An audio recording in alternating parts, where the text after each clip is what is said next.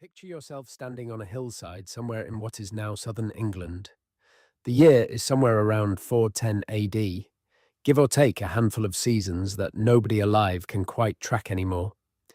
Below you, a road stretches out across the valley floor, arrow straight in the way that only Roman engineers ever quite managed, cutting through marshland and farmland alike without apology, without deviation, as if the earth itself had been instructed to cooperate. The road is still there. It will be there for centuries more. But the men who built it are gone. The soldiers who marched along it, their sandals throwing up the same pale chalk dust that now settles on your shoes, those men have been recalled.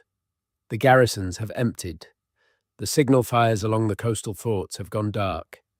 And somewhere in the administrative machinery of a crumbling empire centered on a city you have never seen and can barely imagine, a clerk has updated a ledger, and Britain has been crossed off the list. You are standing at the edge of a silence that's about to swallow an entire island. And here is the thing that should unsettle you. The thing that has unsettled historians and archaeologists and careful, cautious scholars for centuries now. We have almost no idea what happened next. Not because nothing happened. Things happened. Enormous things. Civilizational things. The kind of things that reshape every aspect of daily life for every person on the island. People were born, and people died, and battles were fought, and kingdoms rose and fell, and the very language spoken on these hills began to change.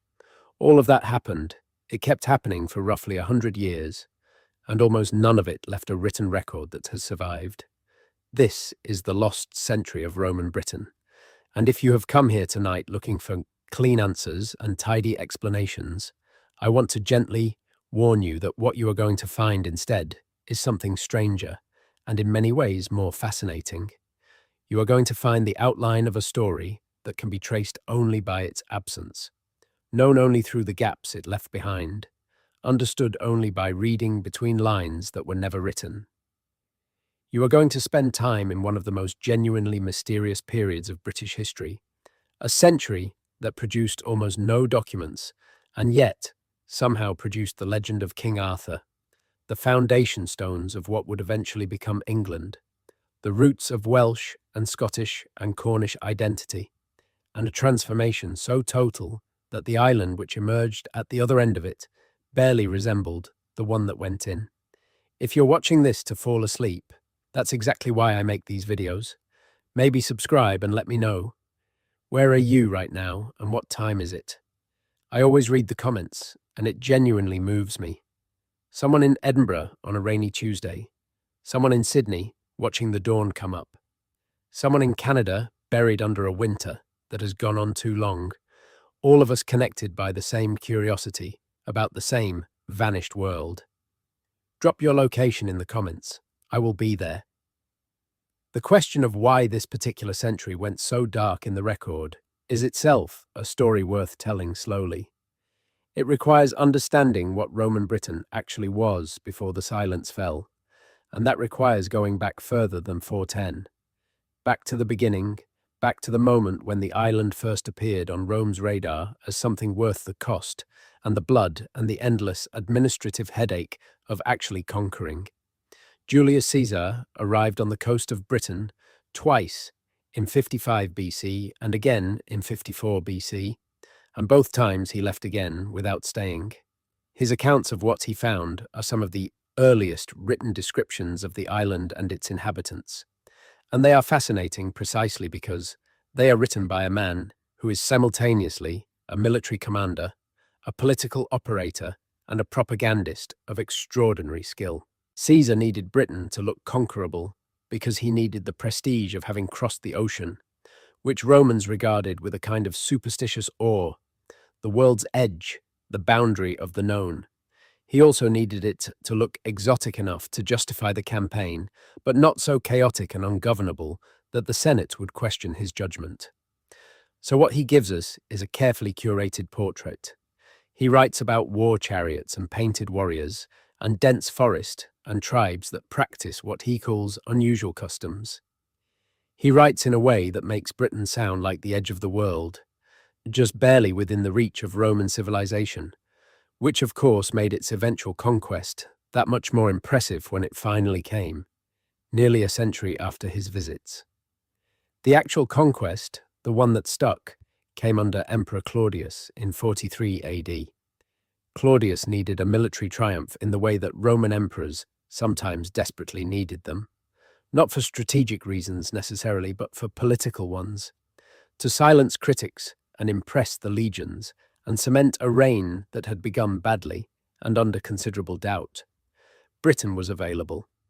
The intelligence gathered over the previous century suggested it was wealthy enough to be worth taking and divided enough among its competing tribal kingdoms to be, in theory, conquerable by a sufficiently determined force.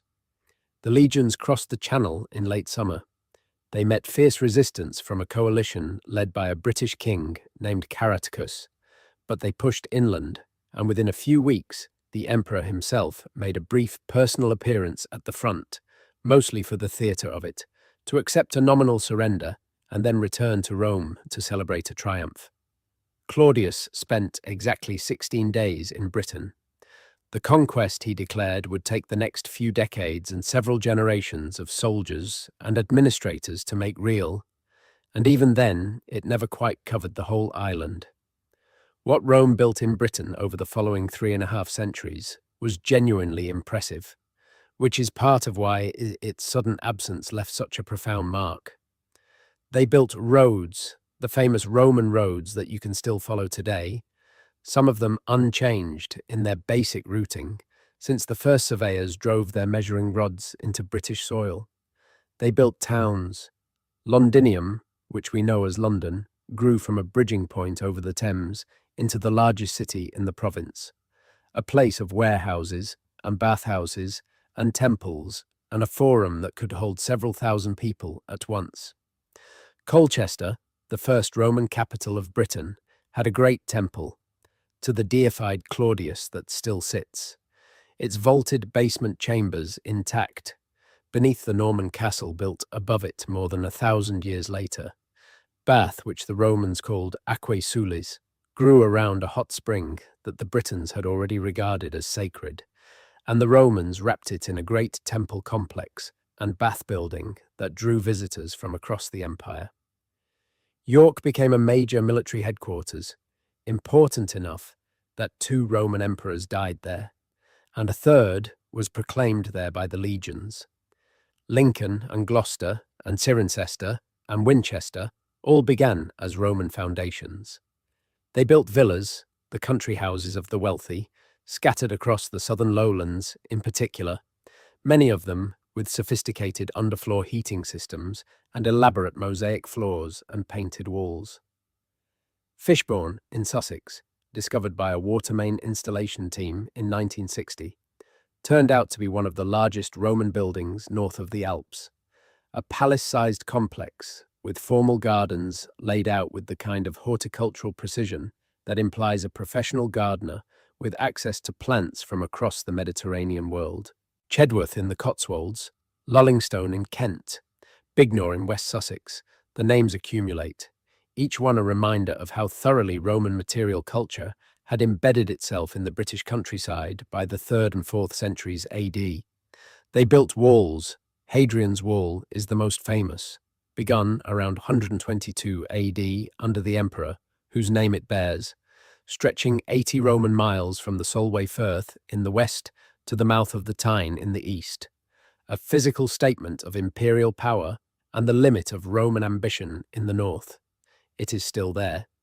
You can walk it today, dipping and climbing along the ridge of the windsill, and if you do it on a clear day in autumn when the light goes gold and flat across the moors, you can almost feel how far from Rome this place must have seemed to the soldiers who manned it, how cold and strange and remote.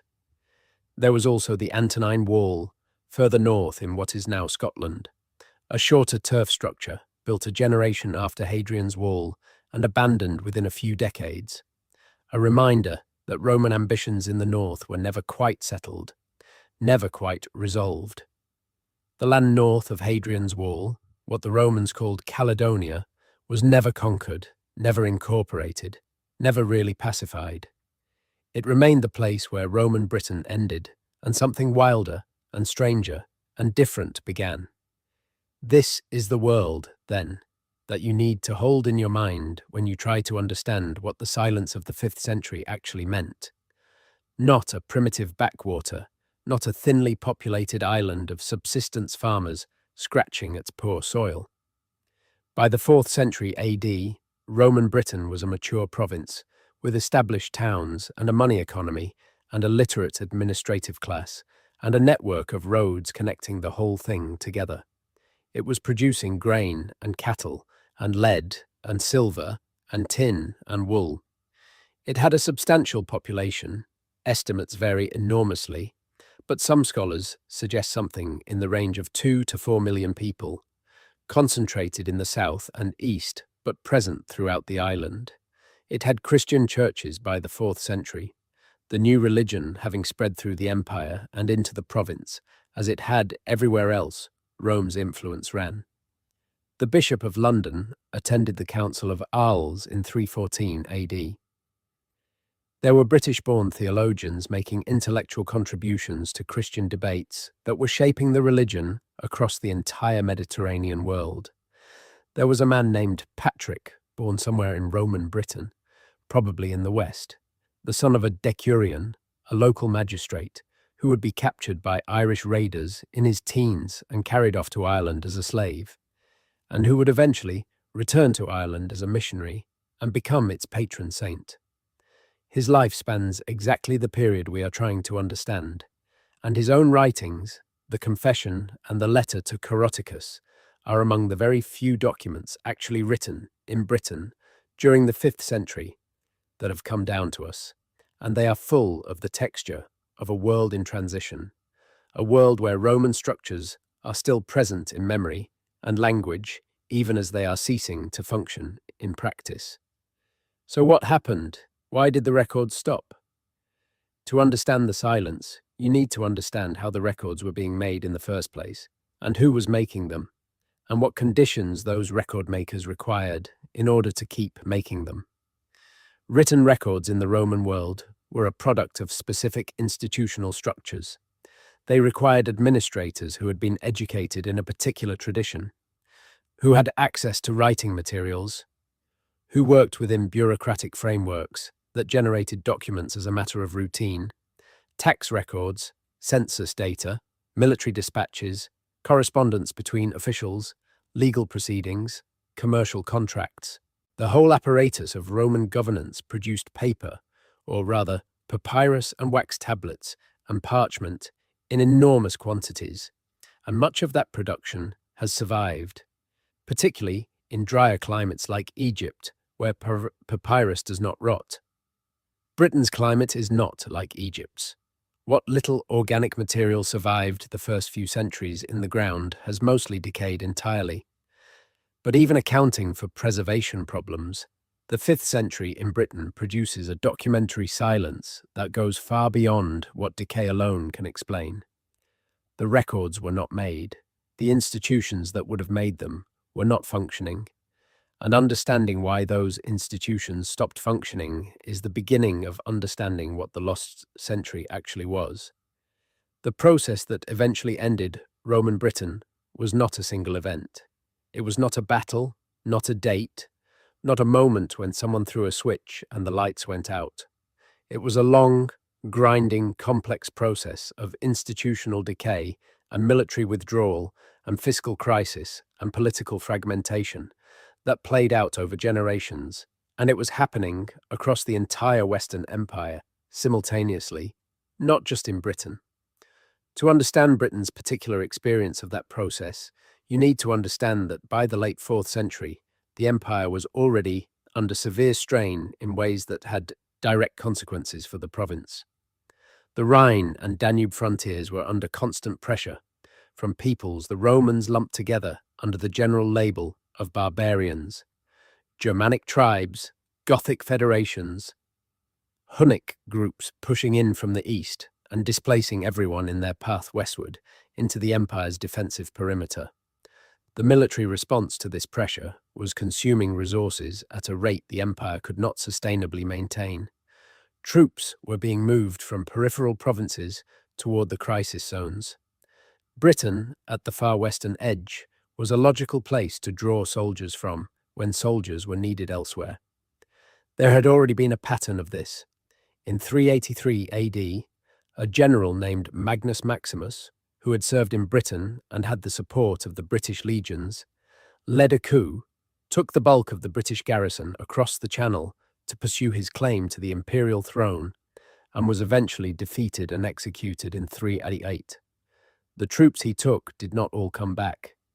Then, in 406 and 407, the process happened again, this time more dramatically. The Rhine frontier collapsed at the very end of 406, when a coalition of tribes crossed the frozen river, an event that sent shockwaves through the entire Western Empire.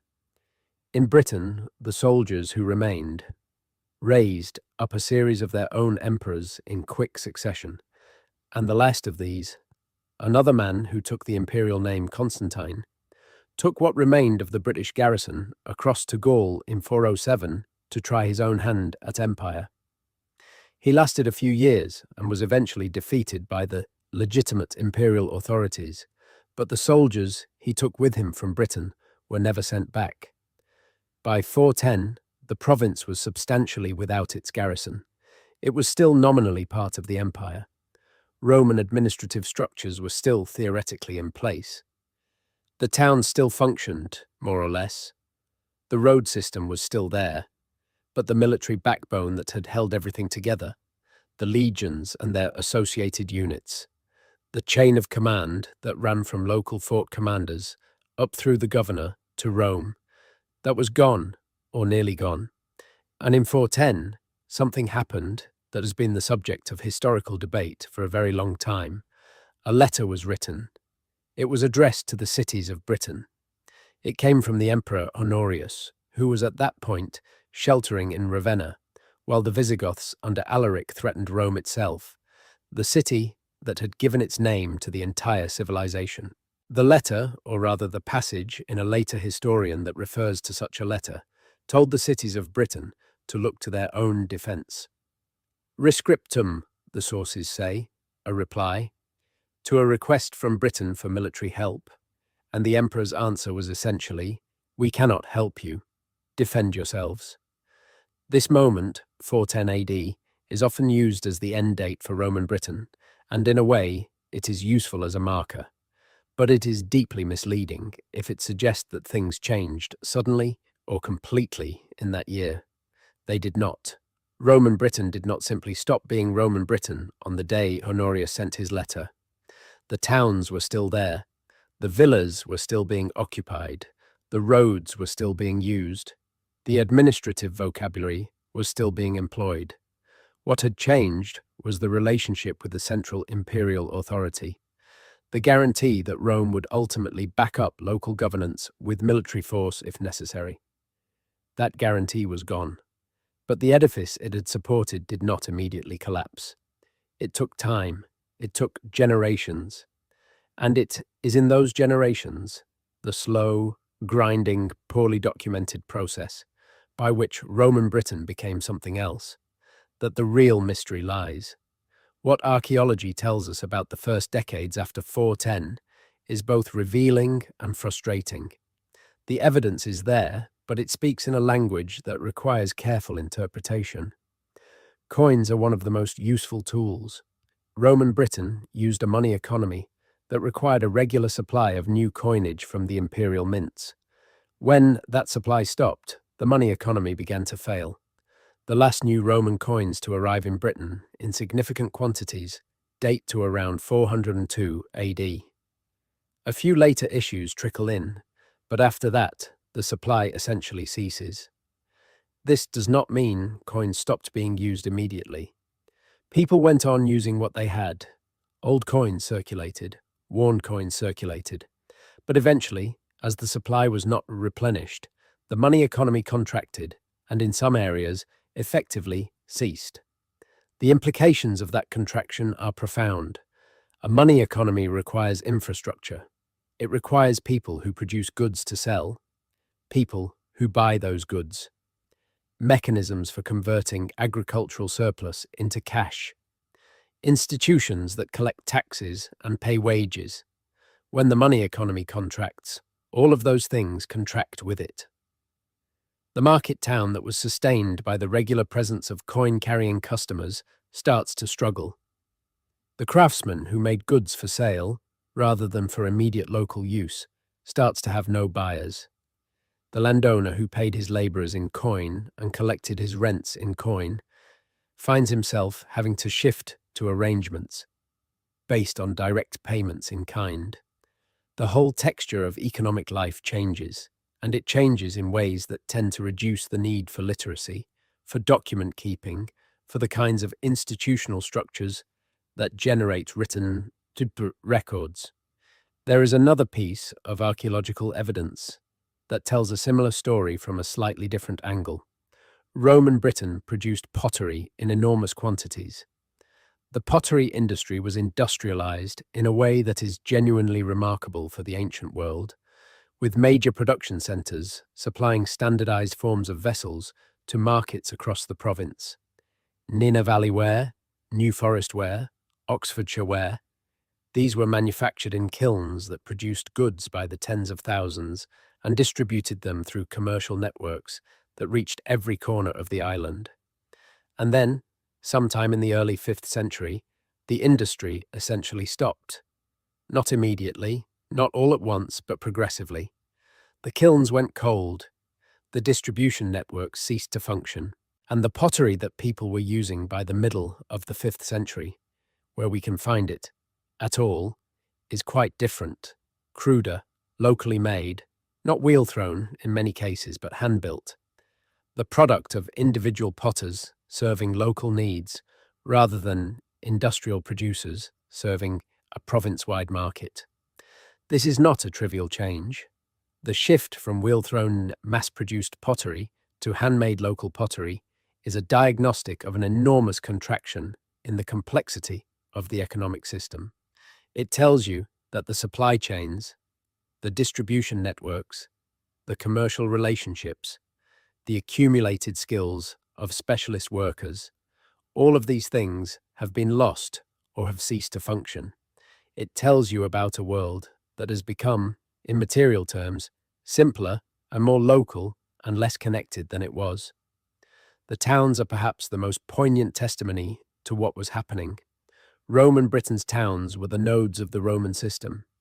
They were where the administrative functions were performed, where the markets were held, where the courts sat, where the temples stood, where the educated class lived and worked and produced the documents that generated the historical record.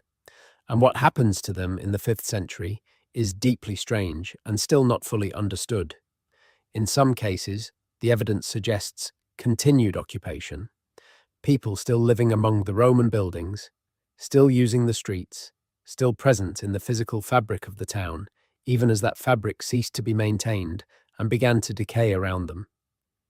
In other cases, the evidence suggests more rapid abandonment, the forum going out of use, the public buildings falling into disrepair, the population dispersing into the surrounding countryside. In almost every case, the characteristic Roman building material, fired brick and tile and dressed stone, ceases to be used for new construction. What new building happens tends to use timber, organic material that does not preserve well and leaves far fainter traces in the archaeological record than stone and tile do. This is part of why the 5th century is so archaeologically elusive. The things that people were building during that period were not the things that survive well in the ground. Londinium is a particularly striking case. By the late 4th century, it was a thriving city, or at least a functioning one, the administrative centre of the Diocese of the Britons, the place where the senior military commander and the senior civilian administrator both had their headquarters. It had a great basilica and forum complex, the largest building of its kind north of the Alps. It had temples and bathhouses and warehouses and workshops.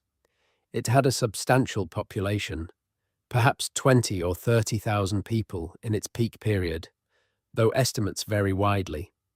And then, in the 5th century, Something happened to it that archaeologists call the dark earth layer, a band of dark, organic-rich soil that appears in excavations across the area of the Roman city, sitting between the Roman levels below and the medieval levels above, a layer that represents centuries of occupation, but occupation that has left almost no identifiable structures, almost no datable artifacts, almost nothing to tell you what the people living through those centuries were actually doing. The dark earth is the archaeological signature of the lost century, or rather, of the lost centuries plural, because it spans a period from roughly the early 5th century to the early medieval period, a gap in the legible record that can be as much as 500 years in some parts of the city. 500 years! Think about that. 500 years of human life in what is now the center of one of the world's great cities, and we cannot tell you almost anything about what people were doing there during that time. The dark earth layer is not unique to London. Versions of it appear in almost every Roman town in Britain that has been systematically excavated. It is one of the most tantalizing and frustrating things in British archaeology. This layer that represents occupation but resists interpretation, that tells you people were there but refuses to tell you who they were or what they were doing or how they were living. Some archaeologists have argued that it represents a period of market gardening, the former urban spaces being converted to agriculture. Others have suggested it is the accumulated debris of timber buildings that have completely decomposed. Others point to evidence of industrial activity in some locations, metalworking and craft production happening within the former town boundaries, but leaving little physical trace. The honest answer is that we do not fully understand it, and that honest answer is itself part of what makes this period so extraordinary. Here is a layer of soil in the ground beneath one of the world's most intensively excavated cities, and we cannot tell you with confidence what it means. The mystery is not in the distant past. It is literally under your feet. What we do have from the 5th century in Britain are a handful of written sources, but they require careful handling because almost none of them were written in Britain at the time. And those that were not contemporary British documents are often writing from considerable distance in time and space, and with agendas of their own that shape the picture they present. The most important contemporary source is Gildas, a British ecclesiastic who wrote a work called De Excidio et Conquestu Britanniae, which translates roughly as On the Ruin and Conquest of Britain. Gildas is extraordinary and maddening in equal measure. He was writing sometime in the middle of the 6th century, possibly around 540 AD, looking back at the events of the previous century and a half from within Britain itself. He is describing things that happened within living memory, or at most within the memory of the previous generation, and he is describing them in the rhetorical tradition of Old Testament prophecy, castigating the rulers of his own day for their sins, drawing parallels with the children of Israel and their periodic catastrophes, using the disasters of the recent past as moral lessons for the present. This means that what he gives us is not a dispassionate historical account. It is a sermon dressed in historical clothing, and the history it contains has been selected and shaped to serve a theological and moral purpose.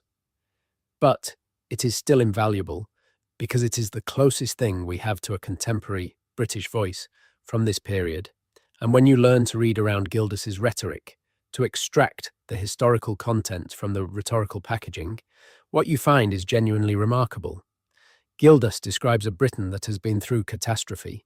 He describes a period of peace and prosperity in the late Roman period, then a series of barbarian attacks, then appeals to Rome for help that were eventually answered but then permanently withdrawn, then a period of internal disorder and moral failure, then the arrival of the Saxons as what he regards as God's punishment for British sin, then a catastrophic Saxon expansion, then a period of British military resistance and recovery culminating in a great British victory at a place he calls the Siege of Badon Hill, and then the relative peace of his own present day, which he regards as fragile and threatened by the wickedness of the British kings he is criticizing. This is the broad outline. Within it, there are details that have driven historians to distraction for centuries, because Gildas does not give dates, does not give the names of most of the people he is discussing, does not explain his geography, and does not make it clear what he is writing from personal knowledge of events versus what he is repeating from oral tradition or earlier written sources that no longer survive.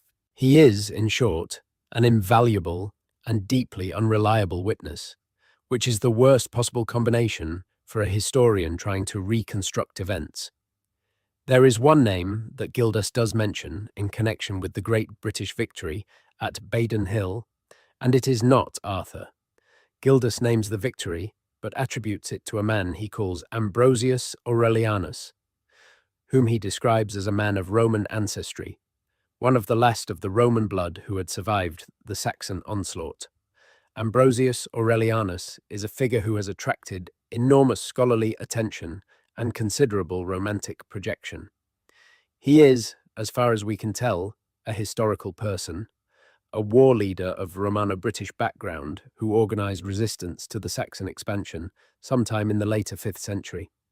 His name is Latin in form, which is consistent with Gildas's claim of Roman ancestry, and his existence is confirmed by later Welsh tradition, which remembers him as Emrys Wledig, one of the great rulers of the post-Roman period.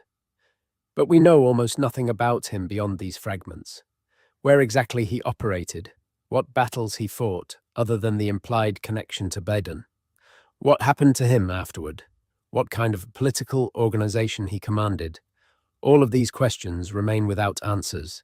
He is a name attached to a victory, attached to a tradition, and the tradition itself is fragmentary and obscured by the centuries of retelling that lie between his time and the earliest surviving records. The other major written source for this period is also not British and not contemporary. Bede, the great Northumbrian monk who wrote his ecclesiastical history of the English people around 731 AD, is describing events that occurred 2 to 3 centuries before his own time, and he is doing so from a perspective that is fundamentally different from Gildas's. Bede is an Angle, a member of one of the Germanic peoples who settled in Britain after the Roman period. He is writing in Latin, in a monastic tradition, with access to a range of earlier sources, including Gildas, but also including oral traditions and documents that have not survived to the present. Bede's account of the coming of the Saxons is the source for one of the most famous stories of the period, the Invitation. According to Bede, following Gildas's narrative but adding names and details, the British, after the final Roman withdrawal, were beset by attacks from the Picts of northern Britain and from Irish raiders from the west. Unable to defend themselves, they appealed to a people called the Saxons and invited a group of them to settle in Britain as mercenary soldiers, federates in the Roman tradition, who would fight on Britain's behalf in exchange for land and payment. The leaders of this group Bede names as Hengist and Horsa, names that mean stallion and horse in Old English, names so perfectly mythological in character that most scholars regard them as legendary figures onto whom a real historical event has been projected. The event, the invitation of Germanic mercenaries who then turned on their British employers, is regarded as likely to have some historical basis. The specific names and details are regarded with great skepticism. But the general pattern of Germanic warriors being invited into Britain and then rebelling against their hosts and beginning the conquest that would eventually transform the eastern lowlands of the island, this is accepted by most historians as broadly correct, even if the details are impossible to verify. Here is what we can say about the people who came to Britain from the continent during the 5th century, the people who would eventually become the English. They came from the coastal areas of what is now northern Germany and Denmark and the Netherlands, from the regions that classical sources call the homelands of the Angles, the Saxons, and the Jutes. They came in waves, over generations, not in a single dramatic invasion, but as a long, sustained process of migration and settlement that is extraordinarily difficult to trace in precise detail. The earliest arrivals may have come precisely as Bede suggests, as mercenary soldiers hired by British rulers to help with their defensive problems, bringing their families and settling in designated areas. Later arrivals came as settlers, moving into areas that were being vacated or that were becoming available through the complex pressures of the period. The process was probably messy and varied, different in different regions, sometimes violent and sometimes apparently peaceful, involving interactions between incoming migrants and existing British populations that we can barely reconstruct from the surviving evidence. What genetics is beginning to tell us about this period is fascinating and, like most things about this century, complicated. Studies of ancient DNA from burial sites of the 5th and 6th centuries are starting to map the genetic landscape of this transition.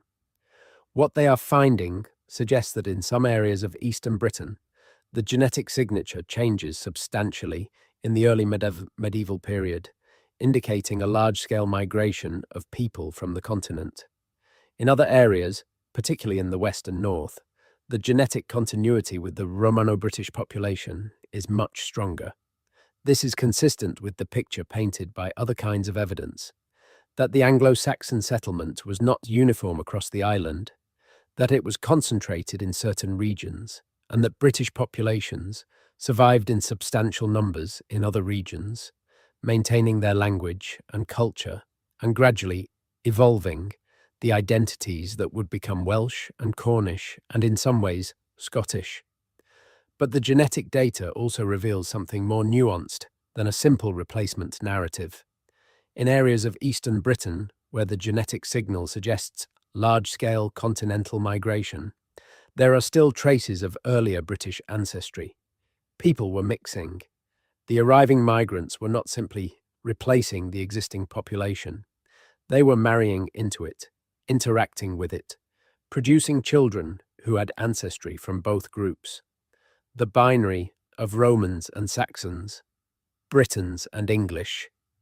That later historical tradition tends to impose on the period is almost certainly too simple. The reality, as the genetics is beginning to suggest, was a more complex mosaic of populations interacting in ways that varied enormously by location and by time. This is one of the central mysteries of the lost century. Not just what happened, but to whom.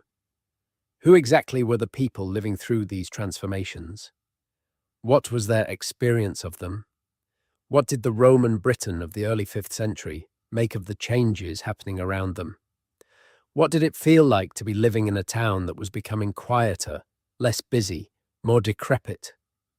What did it feel like when the wages stopped and the markets thinned and the coins in your purse became the last coins you would ever see?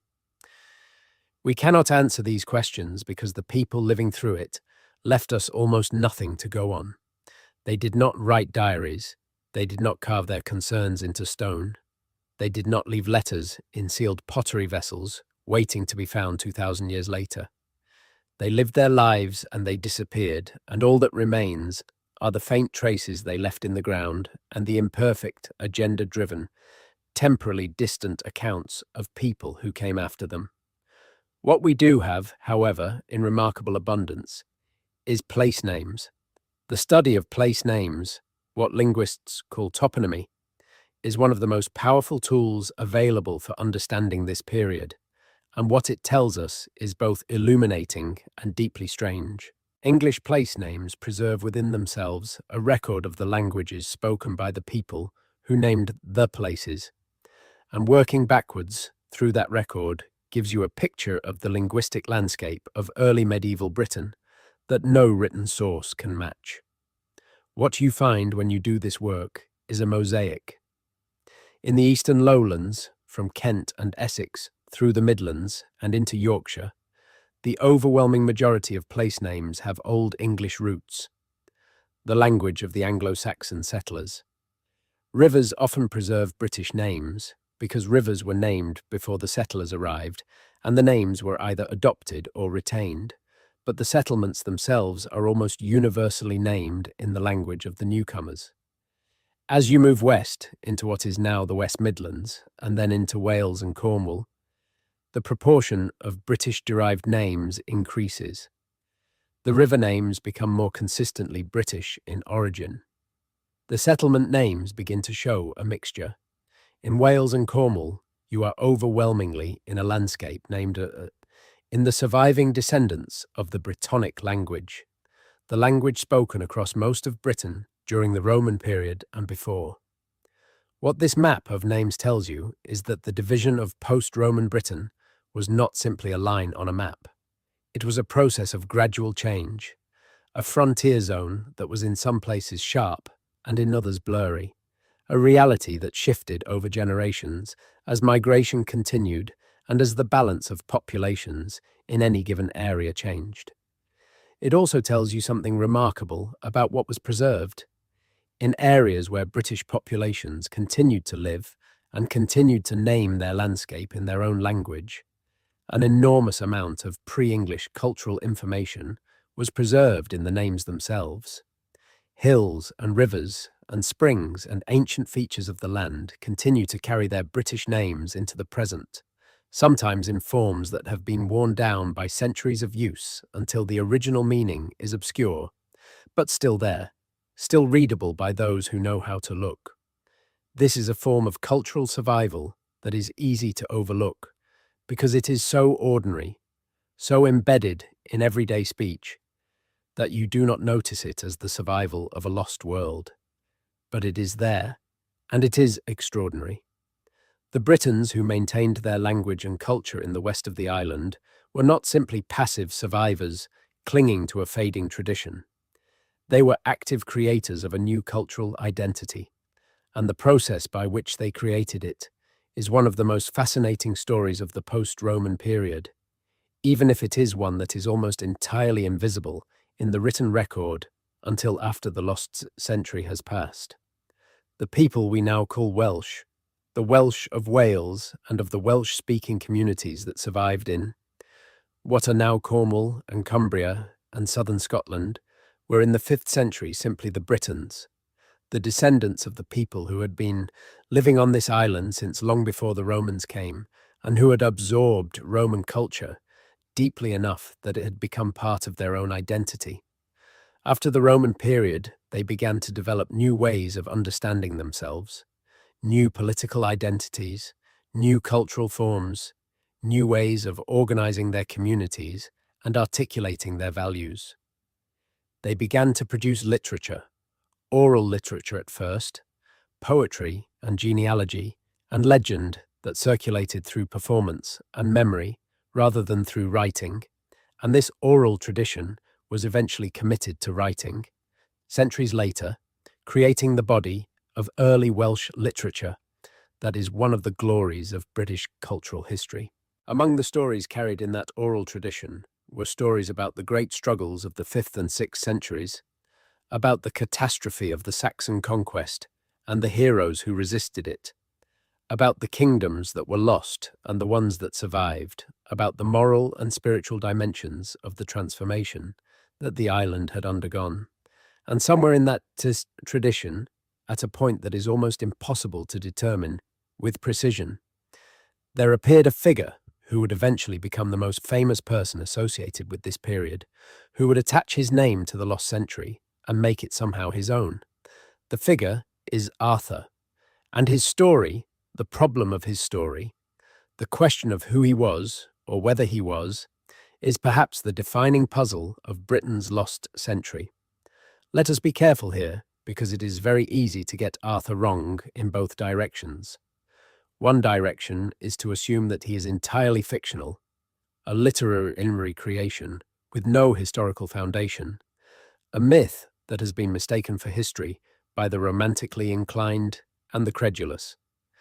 The other direction is to assume that the legend must preserve a historical core, that there must have been a real Arthur who was a real war leader, who really fought the battles attributed to him, and to spend scholarly energy trying to identify exactly who he was and where he fought and what his kingdom was called.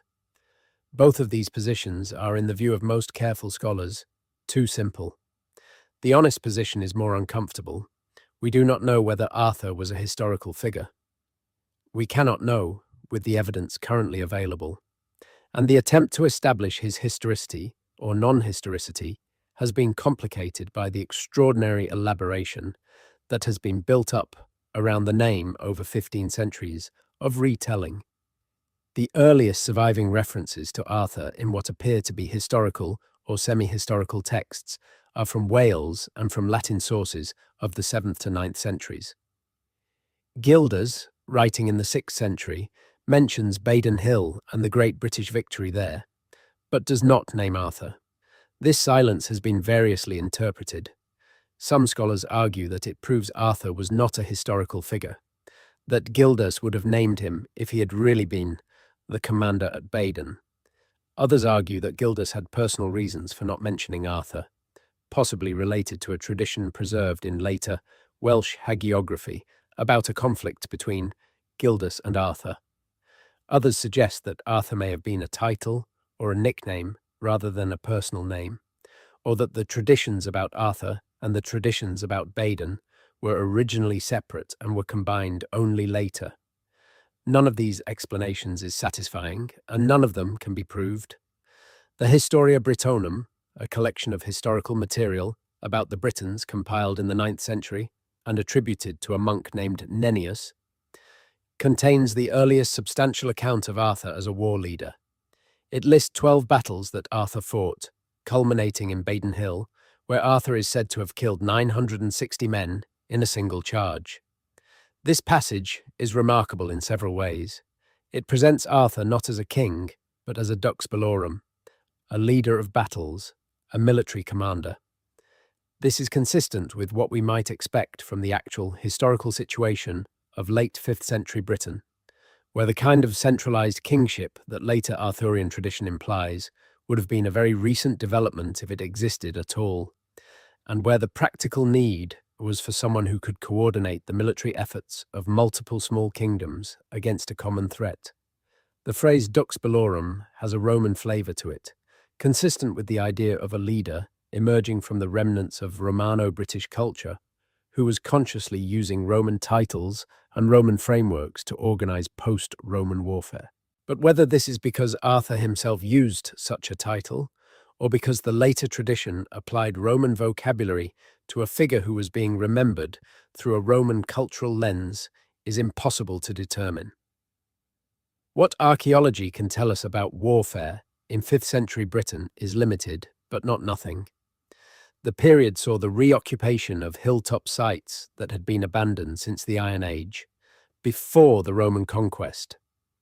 These hill forts, often massively defended, often commanding wide views of surrounding territory, begin to show signs of reoccupation and, in some cases, new fortification in the 5th and 6th centuries. South Cadbury in Somerset, one of the sites that has been most persistently identified with Camelot by later tradition, shows evidence of large-scale refortification in this period, with a rampart construction that involved substantial organized labor and implies a degree of political authority sufficient to command such a project.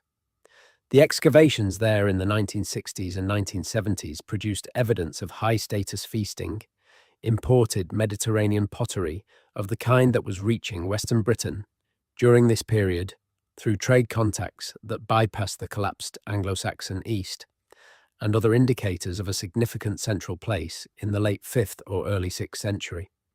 South Cadbury is not Camelot. There is no Camelot.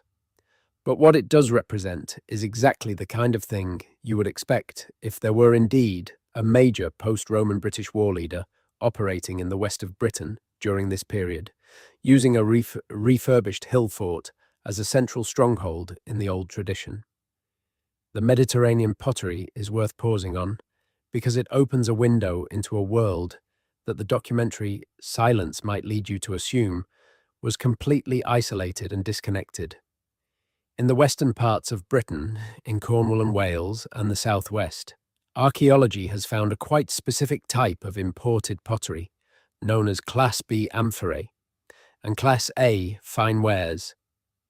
vessels that were being produced in the eastern Mediterranean, in what is now Turkey and Greece and North Africa, and that were arriving in Western Britain in the late 5th and early 6th centuries. This pottery does not arrive in the collapsed money economy of the former Roman province.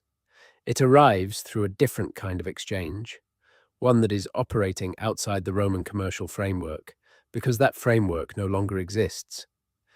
What it suggests is that Western Britain was maintaining maritime contacts with the Mediterranean world through channels that archaeologists are still trying to understand fully, probably involving trade in tin, the great traditional export of the Southwest, and in other goods that the Mediterranean world valued.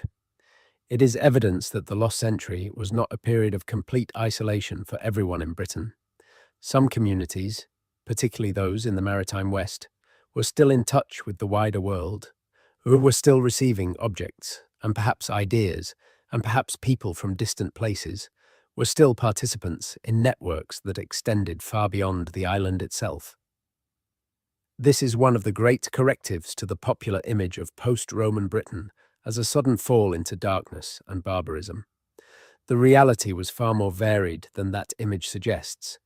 In the West, there were communities maintaining long-distance connections, developing new political structures, producing poetry and music and religious culture, and laying the foundations for the extraordinary flowering of British-derived culture that would happen in Wales and Ireland and eventually in Northumbria and Iona in the 6th and 7th centuries. In the East, there were communities of incoming migrants establishing new settlements, bringing their own culture and language and gods, and beginning the process of creating what would eventually become English. In the middle, in the great zone of contact and conflict between these two processes, there were probably communities that partook of both worlds, that were bilingual, that had ancestry from both British and continental Germanic sources, that were navigating a complex landscape of shifting identities and allegiances. None of this is simple. None of it maps neatly onto later historical narratives of conquest and replacement. It is complicated and messy, and human in the way that all actual historical processes are. The saints are another window into this world, and they are a window that is easy to dismiss as mere hagiography, but that actually contains real historical information if you know how to read it. The 5th and 6th centuries in Britain and Ireland were the great age of the Celtic Church, a period when Christianity in the British Isles was developing distinctive forms and producing remarkable individuals who would carry their faith across the seas to Ireland and to Scotland and eventually to the continent. Some of these individuals are purely legendary figures, later inventions attached to earlier traditions, but others appear to have real historical foundations, and the traditions about them preserve details of the world they lived in that are not found elsewhere. Iltud, the founder of the great monastic school at Llaniltud Fawr in South Wales, is said in later traditions to have been a soldier of aristocratic background, possibly a cousin of Arthur in the tradition of hagiography, who converted to the monastic life after a divine experience. This story is probably legendary in its details, but the broader picture it paints of a 5th century West Britain where a monastic culture is beginning to emerge from the remnants of Romano-British aristocratic society is historically plausible. The monastic movement in this period was not a retreat from the world, but an engagement with it in a different form. The monasteries that were being founded across Wales and Ireland in the 5th and 6th centuries were centres of learning, of manuscript production, of agricultural management, of political influence. They were often founded by men who came from the same social class that had previously provided the decurions and administrators of Roman Britain, men who had been educated in the Roman tradition and who were now redirecting that training into the service of the new faith. They preserved Latin literacy in a world where secular Latin literacy was declining. They maintained connections across the Irish Sea and beyond. They were, in the most practical sense, the institutional memory of a civilization that was changing its form rather than simply disappearing. Patrick's experience is instructive here in ways that go beyond his religious significance. Born in Roman Britain, captured by Irish raiders as a teenager, enslaved in Ireland for 6 years, he escaped and eventually returned to Britain, then felt called to return to Ireland as a missionary. His writings reveal a man whose Latin is good but not polished, who is conscious of being less educated than the Roman clergy he knew, who is operating in a world where the traditional Roman educational apparatus is still present but fraying. He writes about his father as a decurion, a local town councillor, which places his family firmly in the administrative class of the late Roman period, the class that had been responsible for maintaining the machinery of local government. But by Patrick's own account, his education was disrupted by his capture, and he is writing his theological and personal reflections in a Latin that bears the marks of someone who learned the language through practice and reading, rather than through formal schooling in the classical tradition. He is, in his own small way, a document of the transition, a man of Roman formation working in a world where Roman formation is becoming harder to maintain. The Irish raiders who captured Patrick were part of a much larger pattern of violence affecting the western coasts of Britain in the late 4th and 5th centuries. The sources describe a triple threat that Britain faced in this period: attacks from the Picts in the north, from Irish raiders, whom the Romans called Scotti, from the west, and from Germanic peoples, Saxons and others, along the eastern and southern coasts. The Roman coastal defensive system, the so-called Saxon shore forts, had been built in the 3rd and 4th centuries precisely to address the threat from the sea, but by the 5th century, with the garrison gone and the administrative infrastructure collapsed, these great fortifications were increasingly unable to serve their designed purpose. Some of them continued to be used, and in some cases refortified in the post-Roman period, adapted to new purposes and new forms of defense by whoever was controlling the surrounding territory. Others were simply abandoned. The great fort at Portchester in Hampshire, built in the late 3rd century, and one of the best preserved Roman forts in the world, shows evidence of continued occupation and activity through the 5th and 6th centuries, but occupation of a very different character from what had preceded it: less organized, less regular, more makeshift in the use of the existing structures. The Irish raids were, in the long run, less damaging to Britain than the Germanic settlement in the east, but they had their own long-term consequences of a very different kind. Ireland, in the late 4th and 5th centuries, was a destination for people from Britain who were either fleeing or seeking opportunity, as well as a source of raiders and eventually settlers in parts of Western Britain. The kingdom of Dalriata, which straddled the sea between northeastern Ireland and what is now Western Scotland, was in its origins a maritime kingdom that operated on both sides of the Irish Sea, and the settlement of Scots from Ireland in what the Romans had called Caledonia was a major element in the formation of medieval Scotland. The Irish-derived culture, carrying with it the Latin learning preserved in the Irish monasteries, would come back to Britain in the 6th and 7th centuries in the form of the Great Irish Missionary Movement, bringing manuscripts and scholarship and a reformed monasticism to a Britain that was still, in many respects, working out what it was going to be. The north of Britain, during the lost century, presents its own distinct mysteries. Beyond Hadrian's Wall, the peoples the Romans called Picts had been the great problem of the northern frontier for as long as Roman Britain existed. The Picts are themselves one of the great mysteries of early British history, a people who left remarkable carved stones scattered across the landscape of northern Scotland. Stones covered with intricate symbolic imagery of animals and abstract designs and scenes of battle and hunting that speak to a sophisticated artistic culture and presumably to a rich mythology, but who left no written records in their own language and who are known from outside their own tradition almost entirely through the hostile and limited accounts of their enemies. Who exactly the Picts were, what language they spoke, what their social and political organization was, These are questions that scholars are still arguing about, and the arguments are complicated by the fact that the word Pict itself may be a Roman-derived nickname rather than what these people called themselves. What is clear is that in the period after the Roman withdrawal, the peoples of northern Britain, both north and south of where Hadrian's Wall had stood, were reorganizing themselves into kingdoms that would eventually become familiar to medieval history. The kingdom of Reged, centered somewhere in what is now Cumbria and southern Scotland, is known from poetry preserved in the Welsh tradition, poetry that celebrates its kings and laments its eventual fall.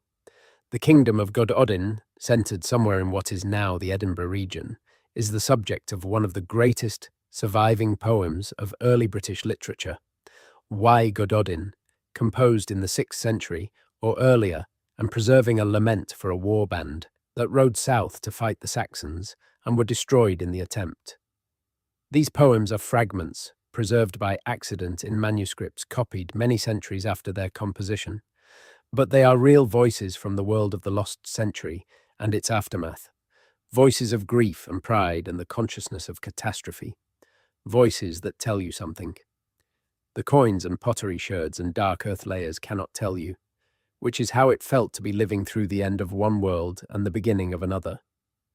Gododin is worth dwelling on for a moment, because it is one of the most remarkable documents in the whole of early British literature and one of the most tantalizing windows into the lost century. It is a poem, or rather a cycle of elegies, attributed to a poet named Aneirin, commemorating a warband of 300 warriors who feasted for a year at the court of the king of Gododin, and then rode south to attack the Angles at a place called Cattraeth, which is probably modern Catterick in North Yorkshire. They were killed, almost to a man, and the poem mourns them, naming many of them individually, praising their courage and their generosity and their skill in battle, lamenting that their bravery was not enough. What makes this poem extraordinary for our purposes is the window it opens onto the social world of the post-Roman North. The warriors it describes are men of the aristocratic warrior culture, men who feast together and boast and compete and ride horses and carry swords, men whose values and whose way of life are already quite different from the Roman administrative culture that had preceded them and from the Germanic culture of the people they are fighting against, but who also show traces of Roman inheritance in the Latin loanwords that appear in the Old Welsh of the text, in the faint echoes of Roman military terminology, in the very concept of an organized military expedition against a specific enemy. They are a new kind of people, formed in the crucible of the lost century, British and post-Roman, and not yet quite medieval Welsh, something in between, something that exists only in this liminal space between one world and another. The battles of the lost century are another thing that is deeply frustrating to try to reconstruct. We know from Gilders that there was a sustained period of British military resistance to the Saxon advance, culminating in the great victory at Badon Hill. We know from later tradition that this resistance was associated with figures like Ambrosius Aurelianus and, in the most persistent version of the story, with Arthur. But we cannot place these battles on a map with any confidence.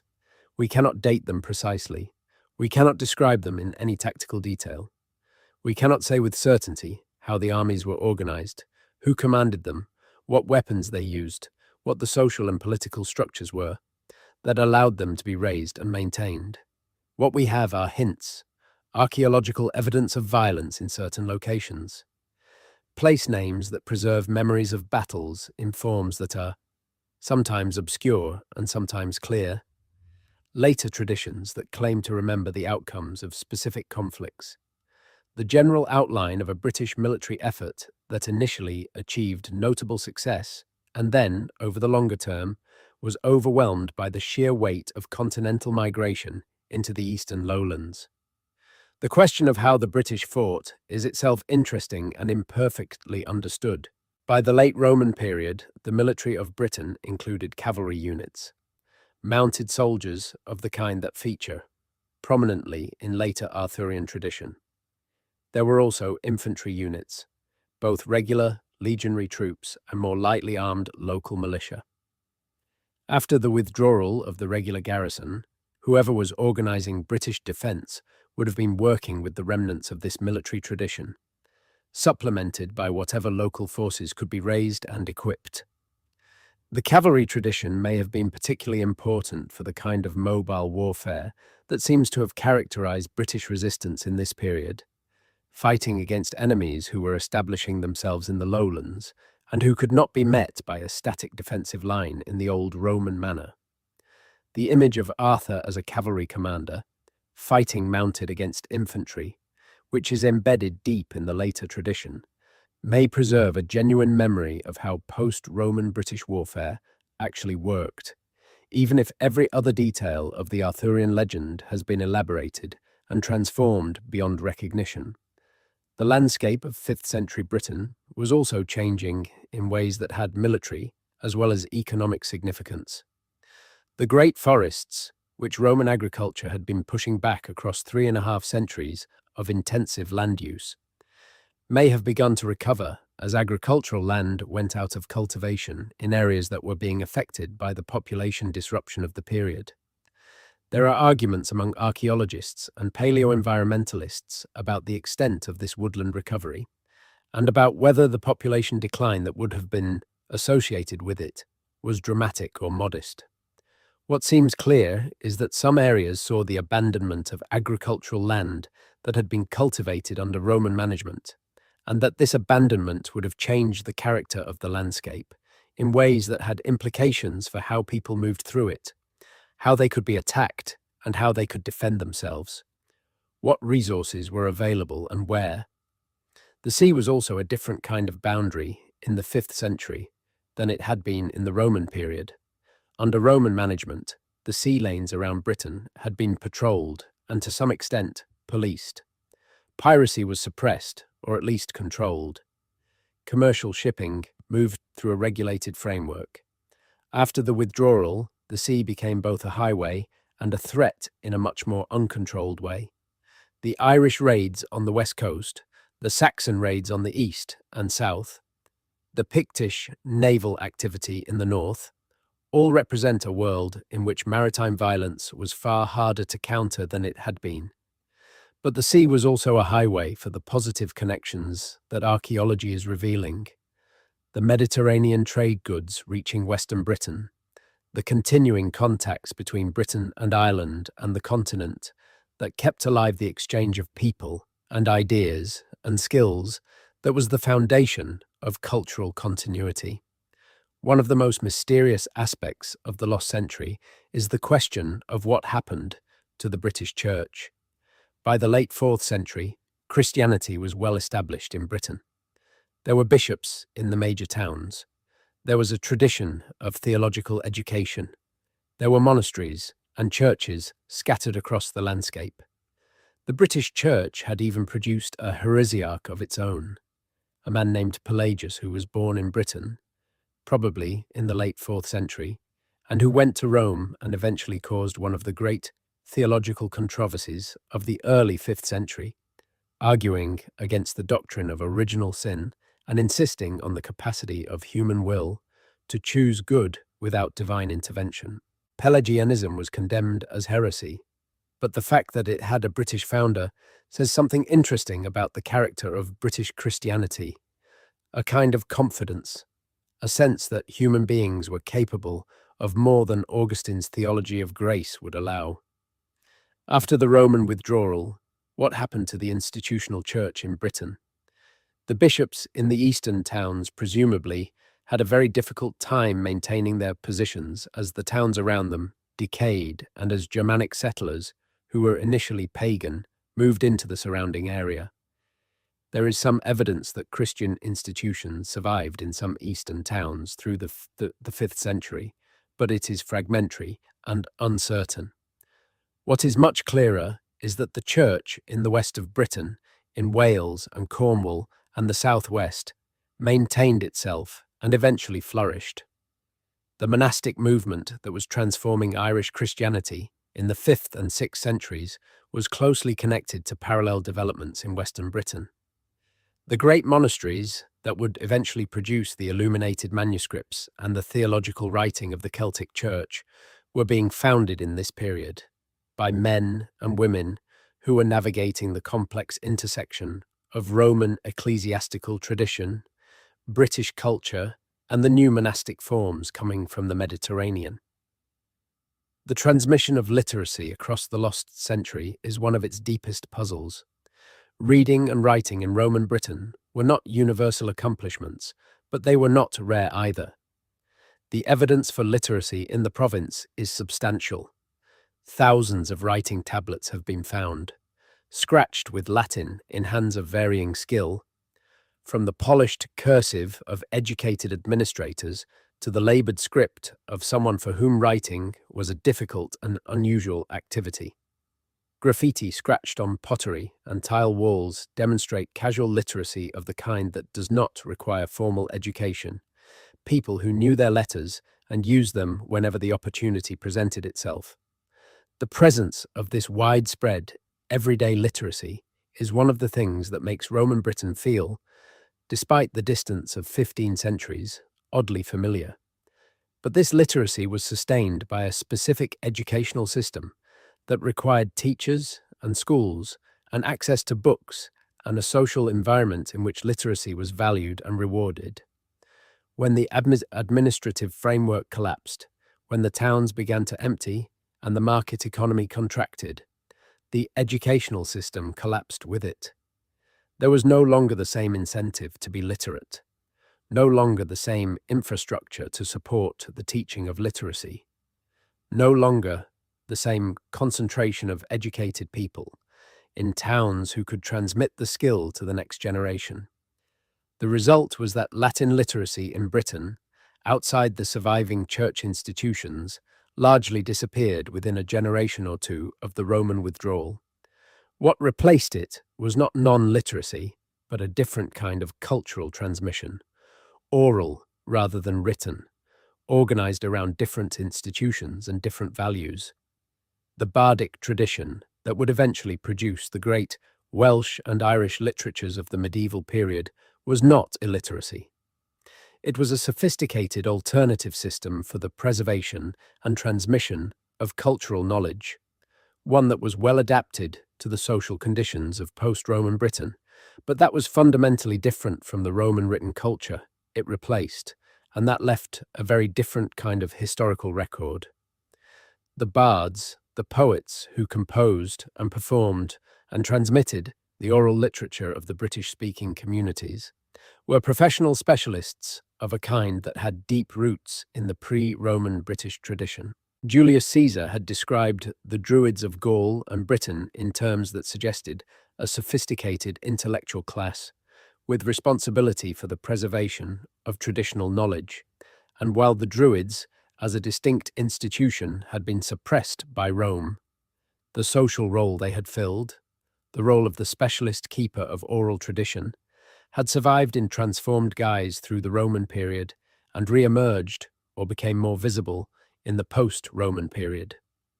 The bards of the 5th and 6th centuries were not simply entertainers. They were historians, genealogists, propagandists, the institutional memory of the kingdoms they served.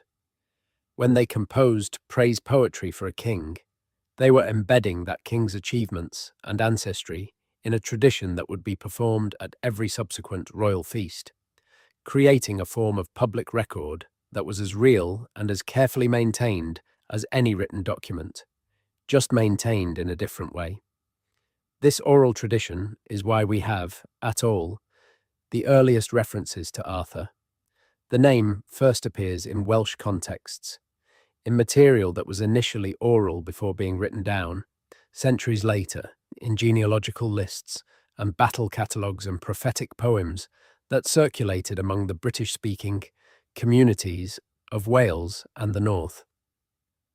Whether or not there was a historical figure at the root of this tradition, the tradition itself is real, and it tells us that in the post-Roman British world, the memory of a great war leader who had fought the Saxons was being maintained and developed and elaborated. The question of what percentage of that tradition is historical memory and what percentage is mythological elaboration, and what percentage is later invention, is a question that cannot be answered with confidence, and anyone who tells you otherwise is being overconfident. What is fascinating about the Arthurian tradition from a historical perspective is not whether Arthur existed, but what the tradition reveals about the world that produced it. The stories, as they develop through the Welsh sources of the 9th to 12th centuries, are stories about a world that is recognizably post-Roman in certain ways. The central figure is a war leader, not a Roman governor, not a tribal chieftain in the Iron Age sense, but something in between. He operates with a court, a collection of warriors around him who are bound to him by personal loyalty, who feast together and fight together and represent, in their collective activity, a particular vision of what organized society should look like. This is the world of the comitatus, the war band, a social institution that has both Roman military and Germanic origins, and that was the characteristic political unit of the post-Roman West. The Round Table, in its later elaboration, is exactly this institution raised to mythological status. The fellowship of warriors bound to their lord by personal oath, meeting as equals around a table that has no head, because hierarchy in this context is beside the point. The geography of the Arthurian tradition, insofar as it can be mapped at all, points west and north. The earliest sites associated with Arthur in Welsh tradition are concentrated in Wales and in what is now the Welsh Marches, in Cornwall and in the areas north of the Humber. This is consistent with what we know about the actual distribution of post-Roman British culture, concentrated in the west and the north, in the areas that maintained British language and identity through the 5th and 6th centuries.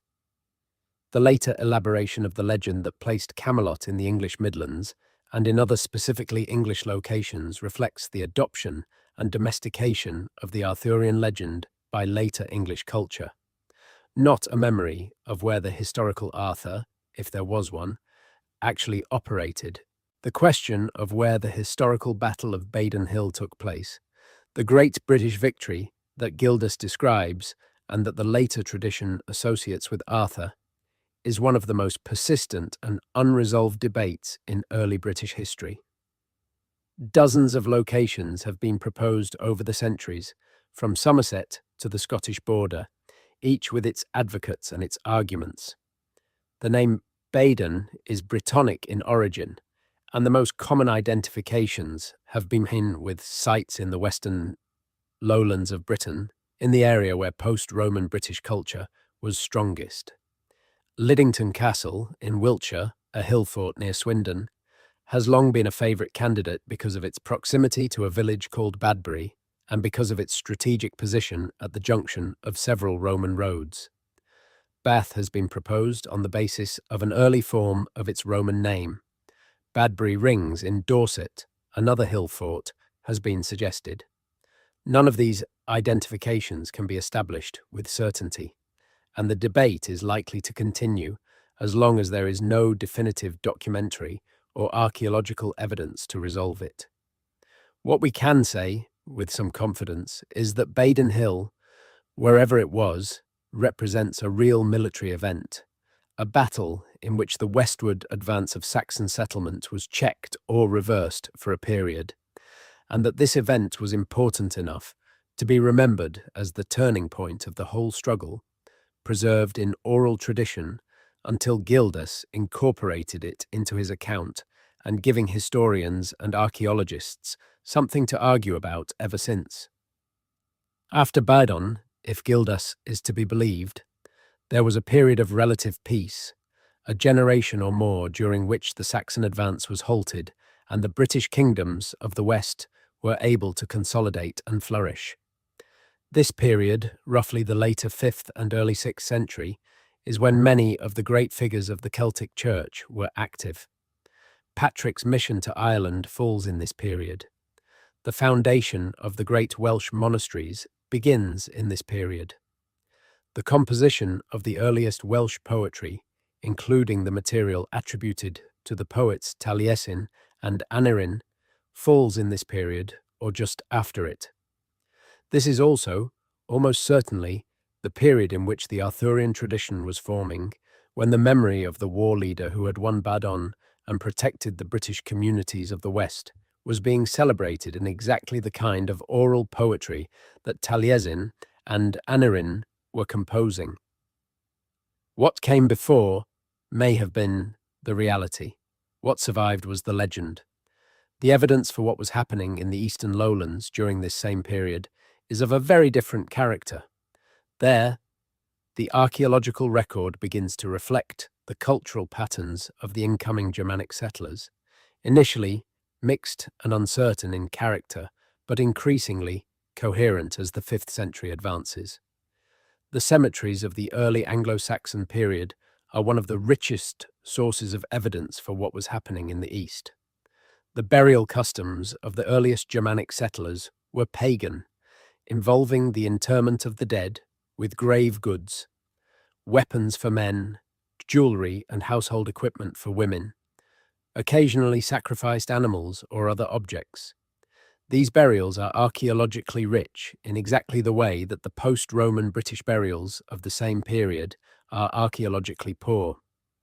They produce identifiable objects in large quantities, objects that can be dated by their style and that can be used to trace the movement of people and the spread of cultural practices.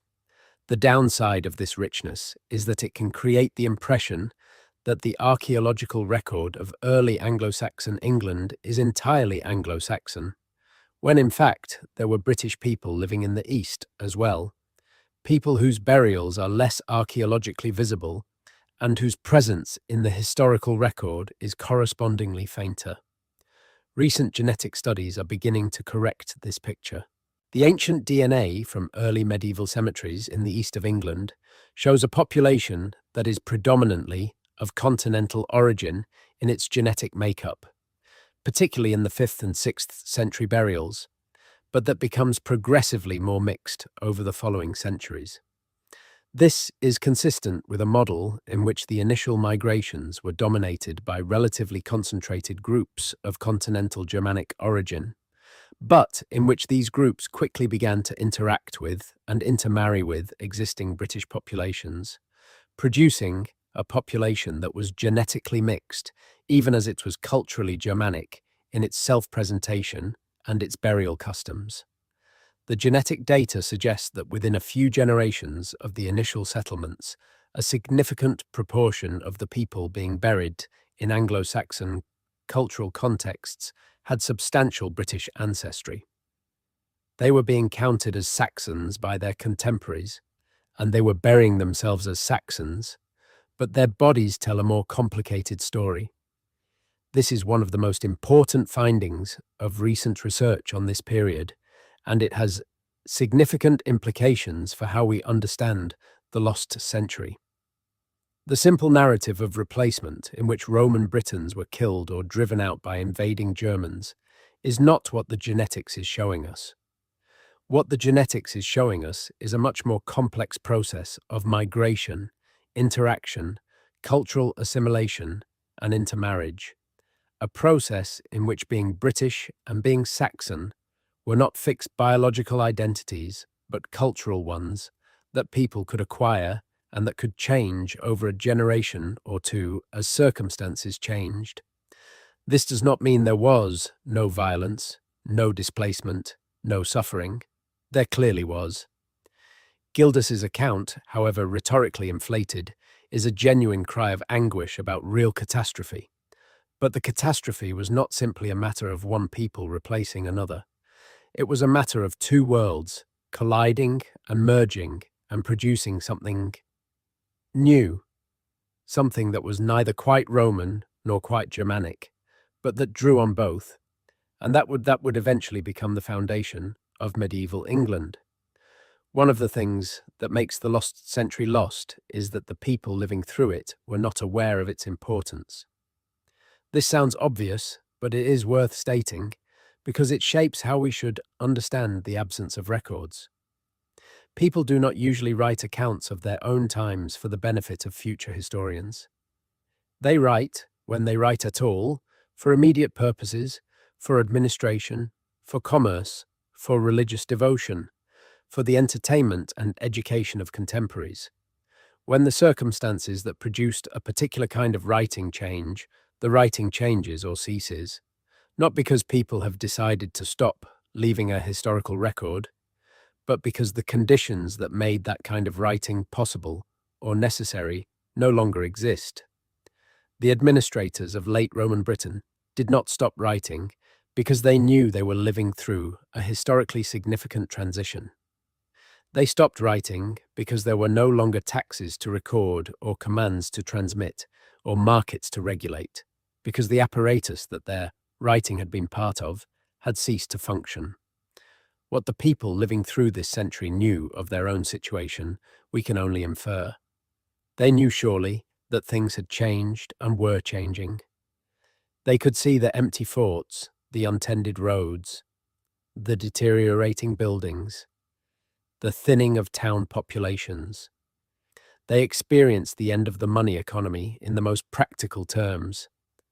The change in how goods were exchanged and how debts were paid and how value was measured. They lived with the threat of raids and the possibility of violence in a way that the stable middle years of Roman rule had not required. They negotiated new political relationships with leaders who claimed authority through force or tradition or personal charisma, rather than through appointment by a distant emperor. They watched the landscape change around them as agricultural patterns shifted and forests crept back and boundaries moved. And some of them, perhaps, were aware of something more abstract, that the world they had been born into was passing and that something different was coming to take its place, something they could not quite name or describe, but whose outlines were becoming visible in the patterns of attack from the east and the consolidation of communities in the west and the fading of the familiar, Latin-speaking, administrative world that their parents and grandparents had taken for granted. The Christian communities of the period, in both East and West, must have had a particular perspective on these changes. The theological tradition they worked within had a framework for understanding catastrophe, drawn from the Old Testament and from the experience of the persecution of the early church, that allowed sufferings to be interpreted as meaningful, as punishment or testing or the working out of divine will. This framework was available to Gildas and shapes his entire account, but it was also available to ordinary believers in the 5th century, to the priest in the decaying Roman town who was trying to maintain a congregation as the population drained away, to the monk in the new Western monastery who was choosing to interpret the catastrophe of the Eastern lands as a call to more intense devotion, to the ordinary Christian farmer or craftsman who was trying to make sense of a world that seemed to be falling apart around them.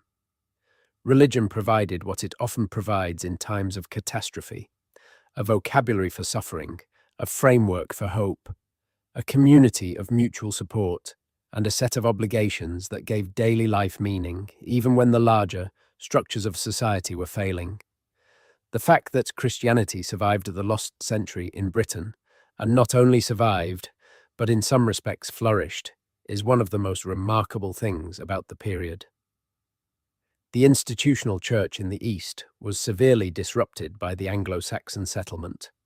The incoming Germanic peoples were initially pagan, and the areas they settled saw the effective disappearance of Christianity as an organized presence, a disappearance so complete that when Augustine arrived from Rome in 597 to begin the conversion of the English, he found almost no trace of the British Church in the East, only a few surviving monks in remote locations and an ecclesiastical tradition that had been entirely interrupted in the populated lowlands. But in the West, in Wales and Cornwall and the Southwest, and in Ireland, where British missionaries had carried the faith, Christianity not only survived, but became the foundation of a remarkable cultural achievement: the creation of a literate, theologically sophisticated, artistically vibrant monastic civilization that would eventually send its own missionaries back into the pagan East and reconnect Britain with the wider Christian world. The landscape itself carries memories of the lost century in ways that are sometimes visible and sometimes require careful specialist knowledge to read.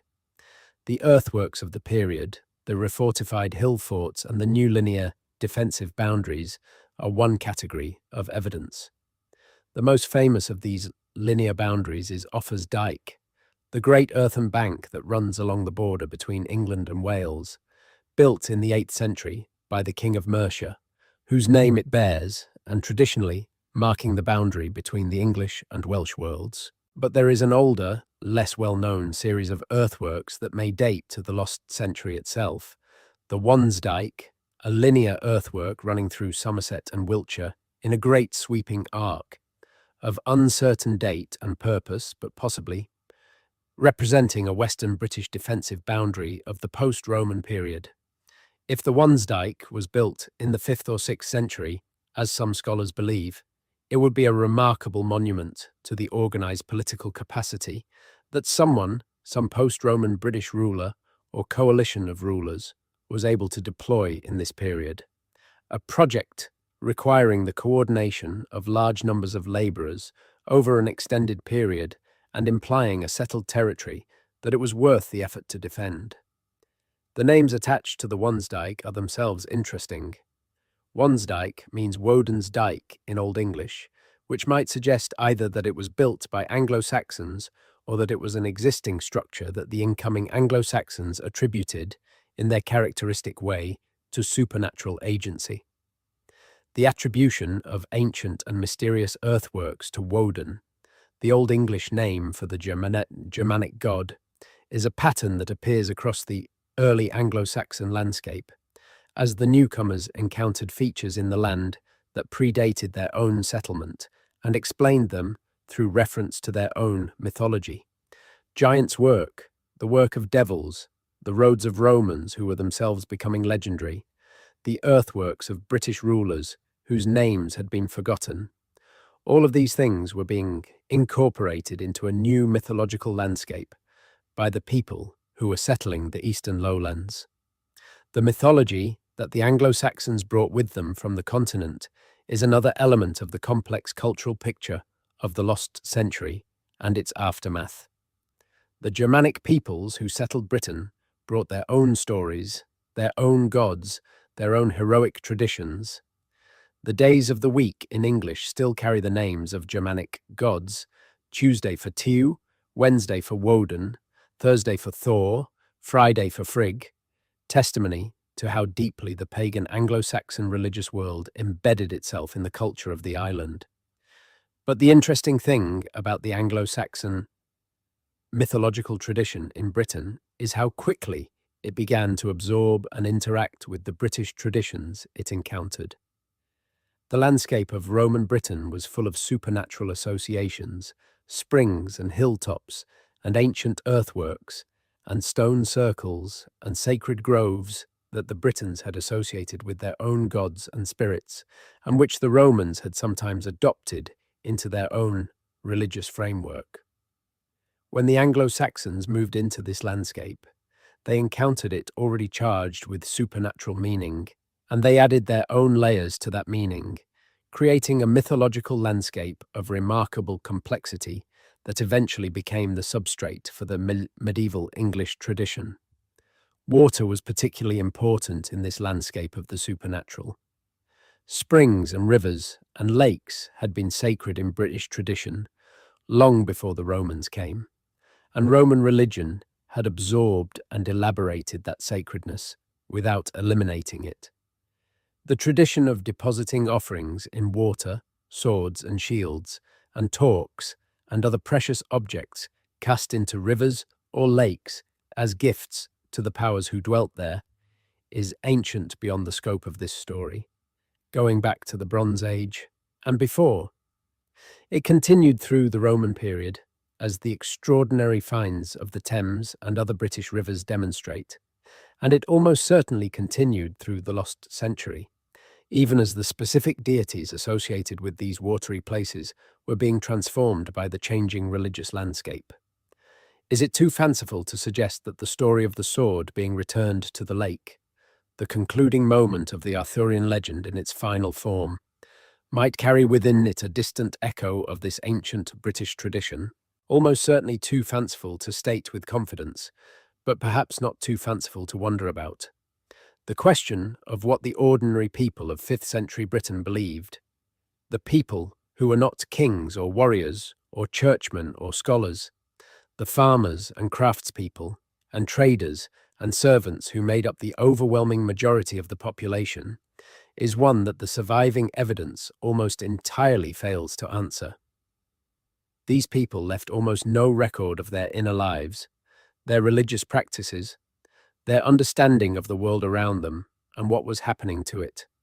Occasional finds, a votive deposit at a spring, the evidence of ritual practice in a field boundary, the placement of objects in a grave, give faint hints of a religious and symbolic world that was rich and complex, but that remains largely inaccessible to us. The ordinary person of the 5th century was navigating the same transformation as the elite, the same collapse of familiar institutions, and the same emergence of unfamiliar new ones, but without the resources of literacy or wealth or political power that might have left more durable traces. They navigated it in their own way, through the practical business of daily life, through the religious practices that gave meaning to planting and harvest and birth and death, through the social networks of family and neighborhood and community that sustained them in the absence of the larger structures that had organized their world for 3.5 centuries. One thing that archaeology does allow us to say something about is what happened to the agricultural landscape of Britain during the lost century. And what it tells us is nuanced and in some ways surprising. The popular image of post-Roman Britain as a landscape of rapidly advancing forest and abandoned fields, a physical expression of civilizational collapse, turns out to be too simple. What the environmental evidence, particularly pollen analysis from peat bogs and lake sediments, shows is a more varied picture. In some areas, there is indeed evidence of woodland regeneration following the end of intensive Roman agriculture, indicating that agricultural land was going out of cultivation. But in many areas, particularly in the west and north, where British populations maintained themselves in greater continuity, the agricultural landscape shows a surprising degree of stability, with farming continuing, with the pollen record indicating the continuation of the open field conditions associated with arable farming rather than the regeneration of dense forest. This environmental evidence is consistent with what we would expect from a population that was reduced but not eliminated, that was maintaining itself in the landscapes it knew best, that was continuing to farm and to raise animals and to exploit the resources of the land, even as the economic and political systems that had organized and taxed and administered that farming had collapsed. The farmers of 5th century Britain were not starting from scratch. They were inheriting a landscape that had been shaped by 3.5 centuries of intensive Roman agriculture, with its drainage ditches and field boundaries and cleared woodland and improved soil, and they were continuing to use that landscape in ways that made practical sense, even without the administrative infrastructure that had formerly organized it. The animals in that landscape were also changing in ways that tell an interesting story. Roman Britain had made use of a range of domesticated species in ways that reflected the broader Roman agricultural tradition, including horses bred for specific purposes and cattle selected for particular characteristics, and a pig industry that supplied preserved pork across the province. The livestock archaeology of the 5th century shows some interesting changes, with evidence in some areas of a shift toward smaller, less specialized animals, possibly reflecting the breakdown of the breeding networks and the organized agriculture that had maintained larger, more productive breeds. In other areas, the changes are less marked, again suggesting that the transition was not uniform and that some communities maintained more continuity with Roman practices than others.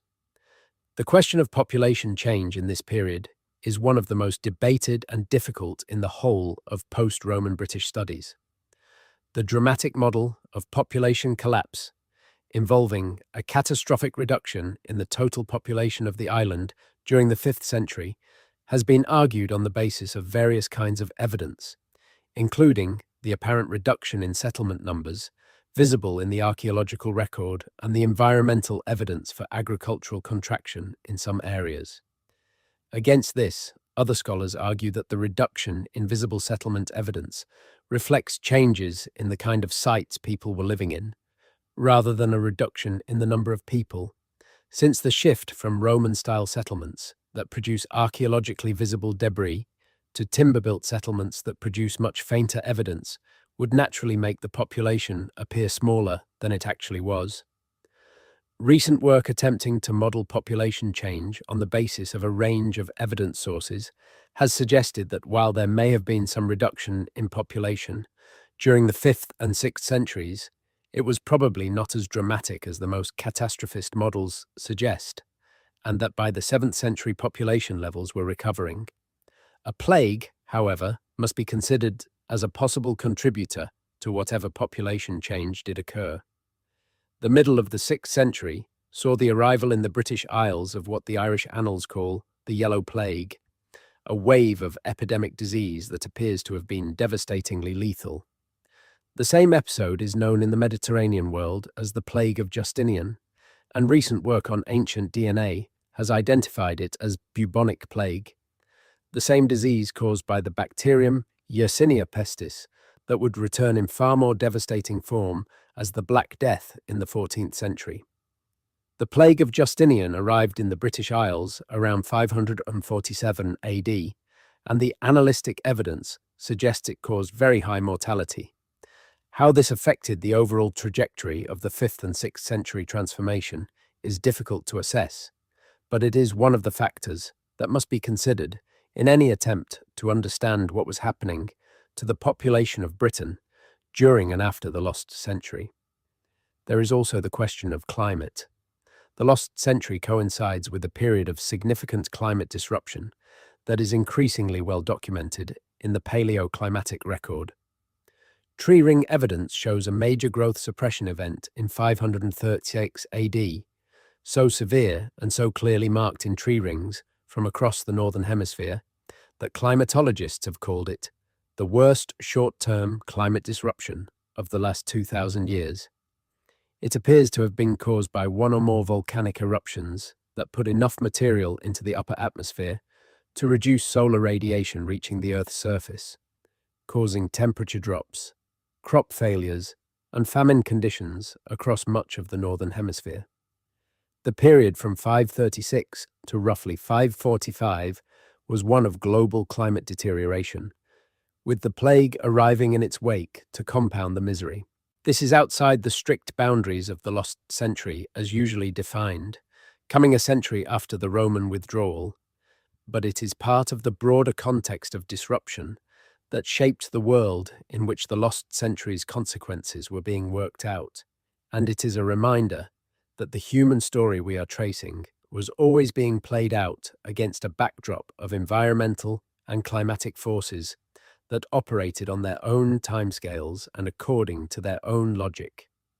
What was it like, actually, to live through the lost century?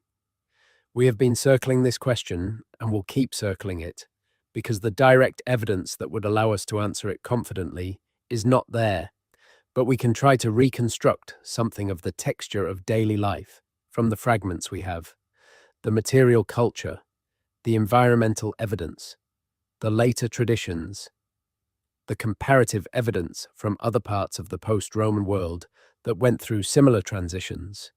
You are, let us say, a person of middling status, not wealthy, but not at the absolute bottom of the social hierarchy, living somewhere in what is now the West Midlands, in the contact zone between the British West and the emerging Anglo-Saxon East. You have some ancestors who would have described themselves as Romano-British, and some whose origins are less clear and who may have come from the continent within the last generation or two. You farm a few acres of land that your family has worked for as long as anyone can remember. You speak, quite possibly, both languages, the British tongue that is the language of your mother and your grandmother and the old woman next door who remembers when soldiers marched through, and the Germanic dialect of the people who have been settling in the valley to the east, and whose young men you see at the market with their long knives and their quick eyes. You have not seen a new Roman coin in years. The old coins still pass, occasionally, recognized by their familiar weight, if not by the images on them, which are wearing away. But most exchange happens in kind. Grain for labor, cheese for leather, a favor now against a favor later. The local church, the small building at the edge of the old settlement that serves your community's religious needs, is maintained by a priest who is getting old and whose Latin is not what it used to be, and who has not been able to replace himself with someone equally trained. The great religious festivals are still observed, as much from habit and community solidarity as from doctrinal commitment. The rhythms of the Christian year marking the rhythms of the agricultural year, in a way that has become so natural that you can barely imagine one without the other. The festival at midsummer, the gathering at the old spring where people bring offerings and where the sick come to be healed. This is also still observed, and you do not particularly feel the tension between these practices because you have never known a world in which they were separate. In the evenings, if there is a gathering, there is likely music and story. The stories that circulate are not the ones that were being told a generation ago, the stories of the empire and its great deeds, stories that were fading even before the last of the administrative class departed. The stories now are about the recent past, about the great battles in the East and the heroes who fought them, about the king in the West who is holding things together, about the raiders from across the water and the people who drove them back. Some of these stories are already larger than life. The hero who killed 100 men in a single day, the battle that was won by divine intervention, the prophecy that said this land would not be lost as long as the right king held it. This is how oral tradition works, the specific and the contingent being lifted into the general and the mythological, the historical person becoming the legendary figure, the particular battle becoming the paradigm of all battles between good and evil. You are living in the moment when history is becoming legend, and you cannot feel the difference because you are inside it, because you are one of the people doing the lifting. Your children are growing up in a world that is different from the one you were born into, and the world your grandchildren will grow up in will be different again. This is not unusual. Every generation has experienced change. But the change you are living through is of a different order, a change in the basic structures of the world, in the language of authority, in the form of religion, in the organization of exchange and production, in the very names by which the landscape around you is known. The hill that your grandmother called by its Roman name has a new name now, a name in the language of the settlers who have built their longhouses on the far side of it. The road that runs past your field still runs where it always ran, but the soldiers who maintained it are long gone, and the great milestone at the junction has fallen, and no one has set it upright again. You do not know you are living in the lost century. You do not know that 1500 years from now, people will struggle to find evidence that you existed, that scholars will argue about what your world was like, that the very language you speak will have been almost entirely replaced in the land where you are standing, that the civilization whose remnants surround you will have become the subject of romantic nostalgia and scholarly dispute. You are simply living your life as people do, navigating the present with the tools you have, trying to keep your family safe and fed and connected, trying to make sense of the world in the frameworks available to you, trying to be the kind of person that the values of your community require. The fact that you are doing this in a moment of historical transformation of enormous significance does not make your individual life more epic than other lives. It just means that the context in which you lived, it has become profoundly interesting to people who came later. This, ultimately, is what the lost century of Roman Britain is. It is not a mystery in the sense of a problem waiting for a solution, a puzzle that will one day yield its secrets, if only we find the right key. It is a mystery in the deeper sense, a gap in the record that reflects a genuine discontinuity in how human experience was being recorded, a period when the forms of documentation that we rely on to reconstruct the past were absent or severely attenuated. We will learn more about it through genetics and isotope analysis and environmental archaeology and the careful reading of later traditions and all the other methods that scholars are continuing to develop and refine. But we will probably never reconstruct it fully. We'll probably never have the kind of dense, textured documentary evidence that allows us to feel we really know what was happening and to whom. The silence will never be entirely broken. And yet, the silence itself is eloquent. The absence of records is a record, a testimony to the scale of the transformation that the island underwent, a marker of how completely the world changed. When you stand in a Roman town in Britain, in Roxton in Shropshire, say, or in the walled city of Caerwent in South Wales, and you look at the surviving Roman walls, at the scale of the ambition that built them and the skilled hands that laid the stones, you are looking at a world that ended not in a single dramatic moment, but in the long, slow, complex process of the lost century. And when you look at what grew up in its place, at the medieval world of the kingdoms of England and Wales and Scotland that gradually emerged from the chaos of the 5th and 6th centuries, you are looking at the product of that lost century, at the world that the silence made possible. The lost century is not the end of the story. It is the hinge, the moment of transformation between one world and another, and everything that came after it. The English language and the British national traditions and the foundations of the kingdoms that became the modern nations of the British Isles, all of it was shaped in the crucible of that lost century, in the absence of records, in the dark earth, in the silence between one world and the next. The archaeological work continues, and it continues to produce surprises. In 2010, a metal detectorist in Staffordshire found what has become known as the Staffordshire Hoard, the largest collection of Anglo-Saxon gold and silver metalwork ever discovered, over 3,000 objects buried in a field in the West Midlands, dating to the late 6th or 7th century. The objects are overwhelmingly military in character: sword fittings and helmet fragments and other martial equipment, decorated with the extraordinary interlaced animal designs of the early Anglo-Saxon artistic tradition, worked in gold with garnets and other inlays at a level of skill that still astonishes specialists. The hoard was buried in a field in what was, in the 7th century, the Kingdom of Mercia, one of the English kingdoms that had grown out of the settlements of the previous 2 centuries. Why it was buried, who buried it, what circumstances led to the deposit of this enormous treasure of military equipment in an unremarkable Midlands field, we do not know. The questions it raises are similar in kind, if not in period, to the questions raised by the lost century itself. Why was this record made? Why was it lost? What was happening when it was made and when it was lost? The mystery of the Staffordshire Hoard is a smaller and later echo of the great mystery of the lost century, a reminder that the past is always full of gaps and silences that the surviving evidence cannot fill.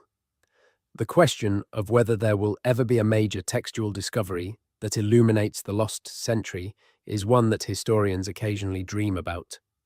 If there were documents written in Britain in the 5th century, administrative records or personal letters or legal instruments, they would have been written on materials that do not survive well in the British climate.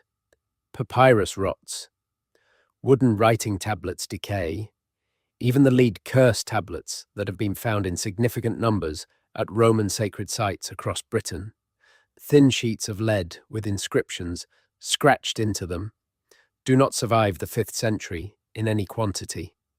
The one form of textual evidence that might survive, stone inscriptions, does survive, and a handful of 5th and 6th century inscribed stones have been found in Wales and in the west and north of Britain, some of them bilingual in Latin and the Ogham script used for writing Irish, some of them recording the names and lineage of the people they commemorate in ways that give us a rare, direct connection with the social world of the period.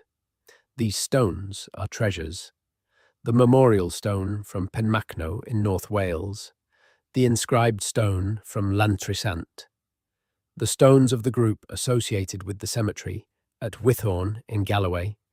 These are voices speaking directly from the world of the lost century, not in the elaborated forms of later tradition, but in simple, direct, epitaphic formulae that tell you someone lived and died and was remembered by people who thought it worth the cost and labour of carving their name and their parentage in stone. The Wythorn connection opens another window onto the lost century that is worth following for a moment.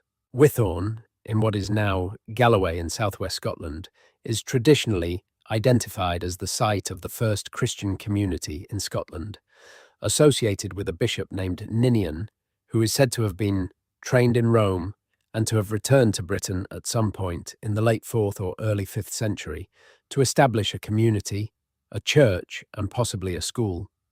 The later tradition about Ninian is elaborated and uncertain in its details, but the archaeological evidence from Wythorn itself is real and remarkable. Excavations there have revealed a sequence of occupation going back to the late Roman period and continuing through the 5th and 6th centuries, with evidence of literacy, of long-distance contacts, including Mediterranean pottery of the same kind found elsewhere in Western Britain, and of a community that was maintaining itself through the lost century and developing into a significant centre of Christian culture in the north.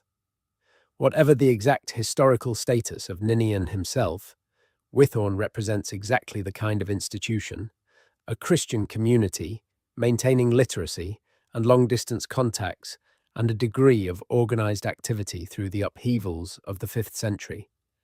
That was the vehicle through which the lost century's transformations were navigated and survived. The story of the lost century is also, in some respects, the story of what was not lost, what survived the transformation, and came through to the other side in forms that we can recognise. The Latin language survived, in the church and in the monastic tradition, and eventually gave rise to the medieval scholarly Latin that was the international language of European intellectual life for 1,000 years. The Christian faith survived, as we have discussed at length. The British language survived, evolving through the centuries into Welsh and Cornish and the Cumbric dialect of the north, and through the Irish Church into the Gaelic languages of Ireland and Scotland. The landscape survived, the rivers keeping their ancient names, the hills maintaining their ancient profiles, the long-established patterns of settlement and farming, persisting even through the disruptions of the period. The oral traditions survived, preserved in bardic performance and monastic memory, eventually finding their way into manuscript form and giving us the great medieval literatures of Wales and Ireland. These survivals are the positive counterpart to the losses of the lost century, the evidence that transformation is not simply destruction, that what looks like an ending can be, from another angle, a beginning. The legacy of the lost century is all around us in Britain, literally encoded in the landscape. When you drive on a British motorway and you notice the way it follows the line of a Roman road for miles, you are experiencing that legacy. When you look at the street plan of a Roman town that became a medieval town, that became a modern city, and you can still see, if you know how to look, the ghost of the Roman grid under the medieval organic growth, you are experiencing that legacy. When you hear the Welsh language, with its extraordinary preservation of sounds and forms that go back through the Brittonic languages to an era before the Roman conquest, you are experiencing that legacy. When you read the Arthurian legend in any of its hundreds of forms, from the earliest Welsh poetry to the alliterative Mort Arthur, to Malory, to Tennyson, to T.H. White, to the Hollywood blockbusters of the 21st century, you are experiencing that legacy. The lost century did not simply vanish. It was absorbed, transformed, embedded in the cultures that came after it in ways that are sometimes visible and sometimes invisible, but that are always, when you start looking for them, remarkably pervasive. The figure of Arthur, whatever his historical status, has been the vessel into which successive generations have poured their own anxieties and aspirations, their own ideas about leadership and justice and the good society. The round table of equals, the kingdom governed by law rather than force, the king who will return in the hour of Britain's greatest need, these are not just medieval romances. They are persistent fantasies about what political community could and should be, fantasies that have their roots in the particular historical circumstances of post-Roman Britain, in the memory of a moment when something admirable was being defended against its destruction, when a way of life was being protected at enormous cost, and when the result of that protection was not permanent victory, but temporary reprieve, followed eventually by loss. The Arthur story is a tragedy in the end. Camelot falls, the knights are scattered, the king is taken to Avalon to heal from wounds that may not be healed. The promise that he will return is sustained but not fulfilled, at least not yet. This is not a story of triumph. It is a story about what it means to fight for something worth fighting for and not to win. At least not in this world, in this century, in this particular configuration of time and history. Perhaps this is why the story endures. It speaks to something in human experience that transcends its specific historical moment. The experience of standing in the gap between one world and another, of fighting to preserve something valuable in the knowledge that the fight may not succeed, of holding on in the face of overwhelming change and hoping that what you hold might be passed in some form, however transformed, to whoever comes after. The people of the lost century faced exactly this.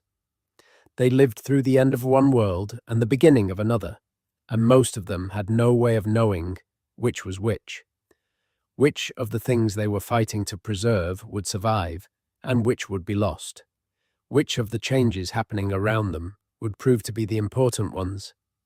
They navigated blind, as people always do, and what they passed on was not what they would have chosen, probably not the pristine Roman Britain of their imagination or the great Christian Roman civilization that their church aspired to maintain.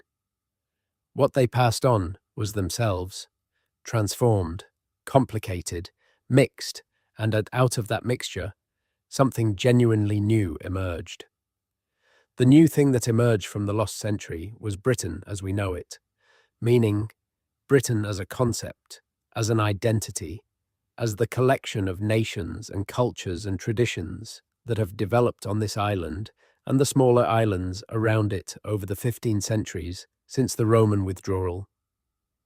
The English, who were not in Britain at the beginning of the lost century, are the product of the lost century's processes of migration and settlement and cultural interaction. The Welsh, who were the survivors of Roman British culture, maintaining themselves in the West, are also the product of those same processes, defined by them in opposition to the English, even as the English were defined in opposition to them. The Scots, emerging from the complex mixture of Picts and Irish settlers and northern British peoples that characterize the lost centuries north, are similarly a product of those processes. What we call Britain, what we call the British Isles, this particular complex of national and cultural identities on these islands at the edge of Europe, all of it was shaped in the crucible of the century that left no records. This is a remarkable thought to sit with. The world as you know it, the political and cultural map of the British Isles, the English language in which this story has been told, the landscape of England and Wales and Scotland, with its particular mixture of names and memories and associations, all of it has the lost century at its root. The silence that fell on Britain in the 5th century was not the silence of a world ending, but the silence of a world changing, a world in the process of becoming something that it had not been and that it was not yet. The records resume, eventually. The darkness begins to lift by the late 6th and 7th centuries as the new kingdoms of the Anglo-Saxons develop literate administrations and the church produces scribes and the Irish missionaries come back to Britain and monasteries fill with scholars. By 600 AD, more or less, Britain is becoming legible again, beginning to produce the documents and chronicles and letters that will allow later historians to reconstruct what was happening. The century of silence is ending, but it ends in a very different Britain from the one that entered it. The towns that were flourishing provincial centres in 400 AD have become, some of them, the nuclei of new kingdoms, some of them shadows of their former selves inhabited by people whose connection to the Roman past is at best a vague folk memory, and some of them, quite simply, empty. Their stone walls still standing, but no longer enclosing a living community. Monuments to a world that ended and was not rebuilt on the same foundations. The language of administration is changing, from Latin to Old English in the East, from Latin and British to a mixture in the West. The religion that was the cement of Roman civilization has survived but in changed forms. The institutional church of the diocese and the bishop giving way in the West to the monastic church of the abbot and the wandering scholar, and in the East to a pagan Germanic world that is only beginning to be converted. The economy is different, simpler in some respects, organized around different units and different relationships, still recovering from the disruption of the 5th century in ways that will not be complete for generations. And yet, this world that emerges from the silence, however different it is from the one that entered it, is recognizably the ancestor of the world we know. Walk the roads of post-Roman Britain, follow the tracks that are still the tracks of Roman roads, visit the towns that are still in the places the Romans chose, listen to the names of the rivers and the hills in the language that has never stopped being spoken in the West, and you will feel the continuity beneath the transformation. The lost century did not sever the connection between ancient Britain and modern Britain. It bent it, almost to breaking, but the thread held. What was lost was the formal record, the documentary evidence, the administrative and literary infrastructure that the Roman world had produced. What survived was the human reality, the people and their languages and their memories and their traditions, living through the century that has no records and coming out the other side changed but continuous, different but themselves. The mystery of Britain's lost Roman century is ultimately the mystery of all historical change, the question of how civilizations transform and what survives the transformation and what does not, what is genuinely lost and what merely changes its form and persists in new guises. We have been trying to see into a darkness, to read a silence, to understand 100 years of human life on this island that left almost no direct written trace. And we have found, despite the darkness, something real.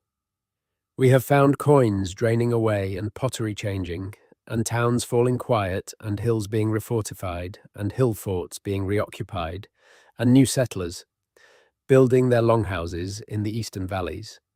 We have found the faint genetic traces of populations mixing in ways that the written sources would not acknowledge. We have found the place, names carrying the ghost of lost languages and lost kingdoms. We have found the oral tradition preserving, in forms that grew more elaborate with each century of retelling, the memory of the fights and the leaders and the moments of crisis and resistance that shaped the world that emerged from the silence. And somewhere in all of that, somewhere in the accumulated fragments and traces and hints and suggestions, there is the real story of the people who lived through the lost century, who were born into one world and died in another, who farmed their fields and built their houses and raised their children and said their prayers and told their stories around fires and tried to make sense of changes that were too large and too slow for any individual life to fully comprehend. Who were Roman and British and Christian and something else, something in between, something that had no name yet, because the century that would eventually name it had not yet begun. They are gone from the record, but they are not entirely gone. They are in the language and the landscape and the legend and the long, complicated, richly strange history of the island they lived on and transformed and passed on to whoever came next. The silence of the lost century is not absence. It is presence of a different kind, the presence of change, too large and too fundamental to record in the old ways, the presence of a world in the process of becoming what it would be. And if you listen carefully, past the silence, past the absence of the records that were not made and the documents that were not written, you can almost hear it, the sound of the world turning, the sound of one age ending and another beginning, the sound of the lost century doing the work that made everything else possible. It is there. It is always there. You just have to know how to listen. What we have traced tonight, across the coins and the pottery and the dark earth and the genetics and the place names and the oral traditions and the fragmentary written sources and the memory of a war leader named Arthur, who may or may not have existed, but who became the vessel for everything that the lost century meant and felt and dreamed about. What we have traced is not a mystery that has been solved, but a mystery that has been inhabited. We have moved through it, turning it over, looking at it from different angles, attending to what it tells us and what it withholds, and we have come to rest in a place that is more informed and, hopefully, more moved by the scale of what happened here than when we started. 100 years, no records, and out of that silence, the world we know. There is something profound about sitting with that fact, something that resists the urge to wrap it up too neatly or to claim more understanding than the evidence supports.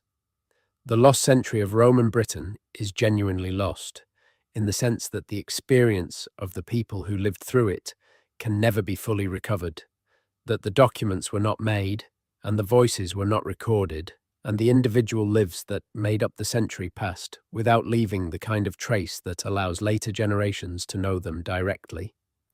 And yet, the century is also not lost, in the sense that its consequences are everywhere, that the world it produced is the world we still live in, that the transformation it represents is the foundation of everything that came after. The loss and the persistence are both real. The silence and the continuity are both real.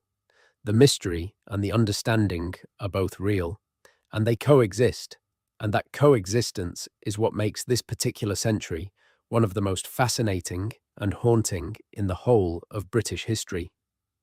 The road on the hillside is still there, the arrow straight line across the valley, cutting through marsh and farmland without apology, has not been entirely lost.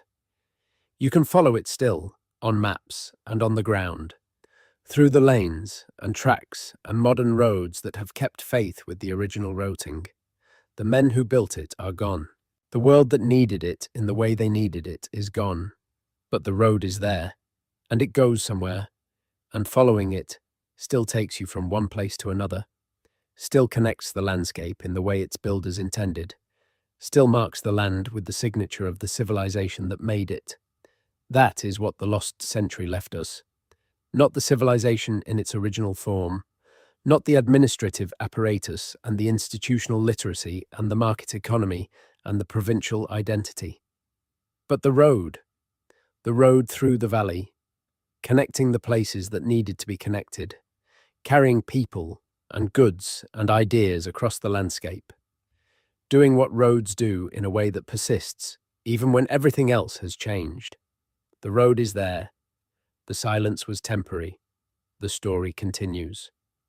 If this quiet journey through one of history's most haunting silences has kept you company tonight, if it has given your mind something slow and rich to move through on its way toward sleep, then it has done exactly what it was meant to do. You can tap like if you would like to, gently as a soft signal to the world that these long, careful wanderings through lost centuries are worth making. You can subscribe if you would like to keep walking these roads together, to find in future nights the same kind of slow, deep exploration of the places history forgot to record. And I would genuinely love to know where you are tonight, what corner of this same island or this same world you are lying in as you listen to this, what time it is where you are, what the dark outside your window looks like. Leave it in the comments if you feel moved to. Every answer becomes part of something I find genuinely beautiful, all of us connected across distance and time by the same curiosity about the same vanished world. For those who would like to support this work more directly, there is a membership option here on the channel, completely optional, never expected, but deeply appreciated by those who choose it. A way of helping these long, slow, careful explorations to keep happening. Watching and listening is already more than enough. For now, there is nothing you need to do. The lost century is over. The silence has been broken, after a fashion. The road through the valley runs on into the dark, and you have followed it as far as you need to go tonight. Let the images settle. The hill forts and the dark earth and the Mediterranean pottery in the western harbour and the bard composing his elegy for the warriors who will not come home. Let them fade into the particular quality of mind that comes just before sleep, not quite dreaming yet, but no longer quite awake, in the space where history and imagination blend, and the distinction between the remembered and the invented becomes beautifully unclear. The same stars that shone over the hillside in 410 AD are shining over you now, slightly shifted by the slow procession of the centuries, but still recognizably themselves, still the same sky. Somewhere under those stars, in the ground beneath the modern roads and the modern towns and the modern fields, the remnants of the lost century are still there, still waiting to be found, still holding their secrets with the patience that only stone and soil possess. Archaeology will find more of them. Genetics will decode more of the stories written in the bodies of the people who lived through those years.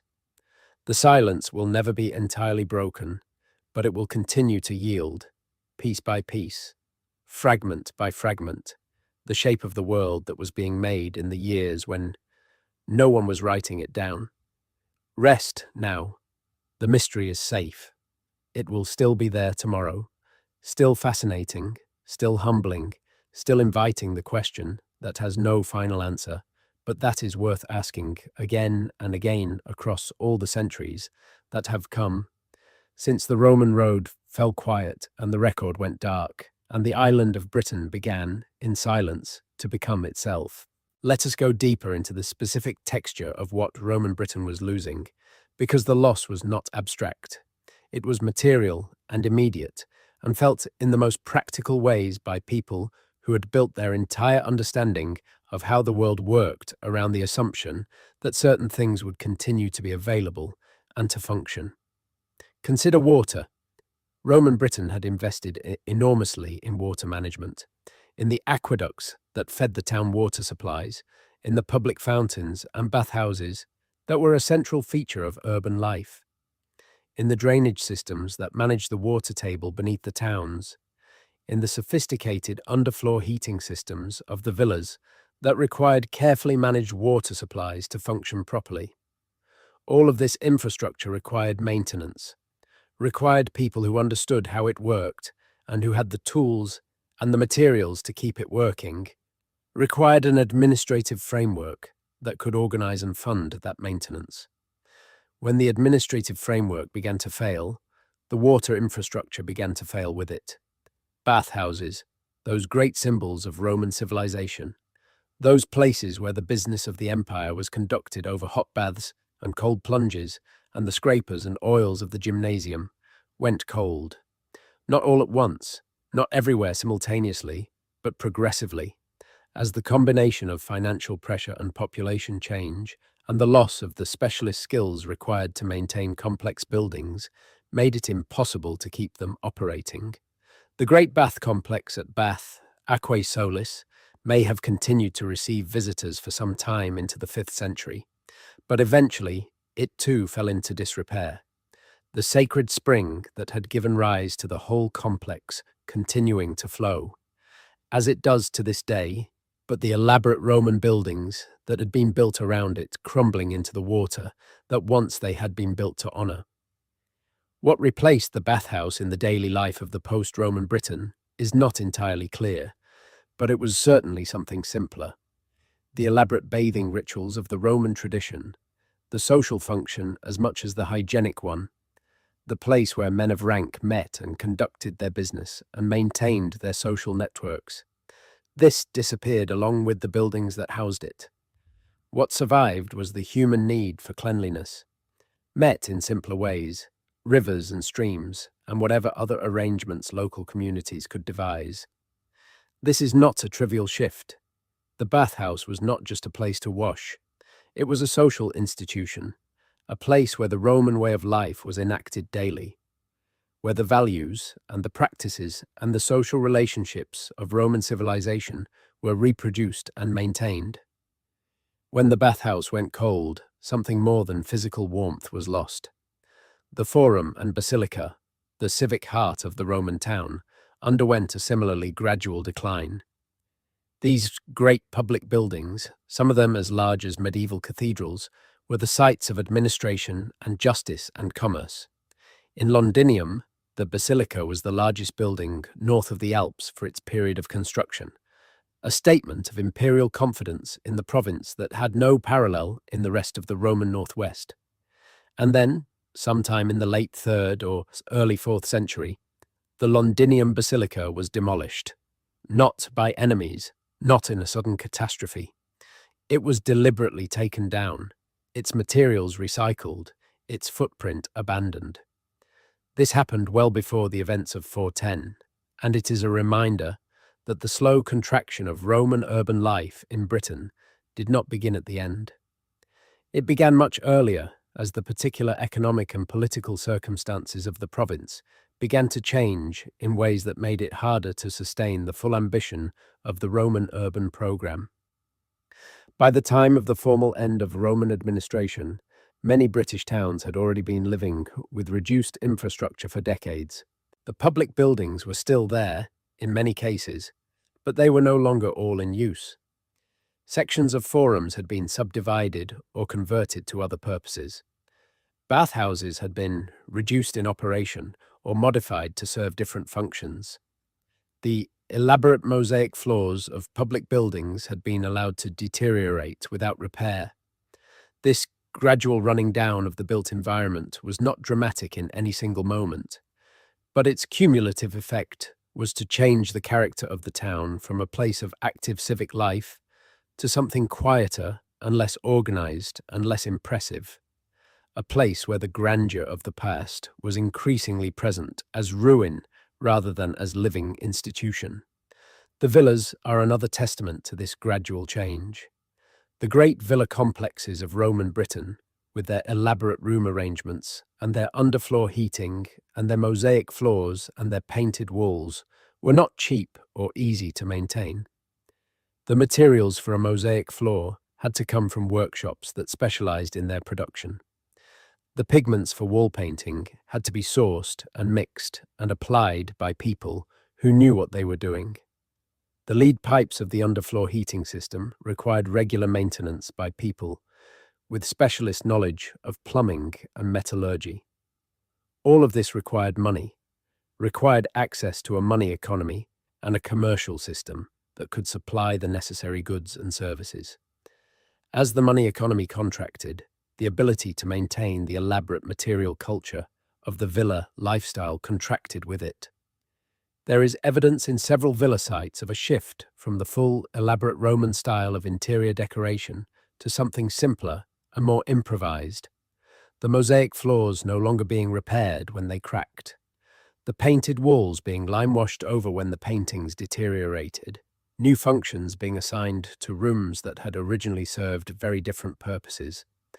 The villas were being adapted, not abandoned immediately, but adapted to a world that could no longer sustain the full Roman manner of living in them.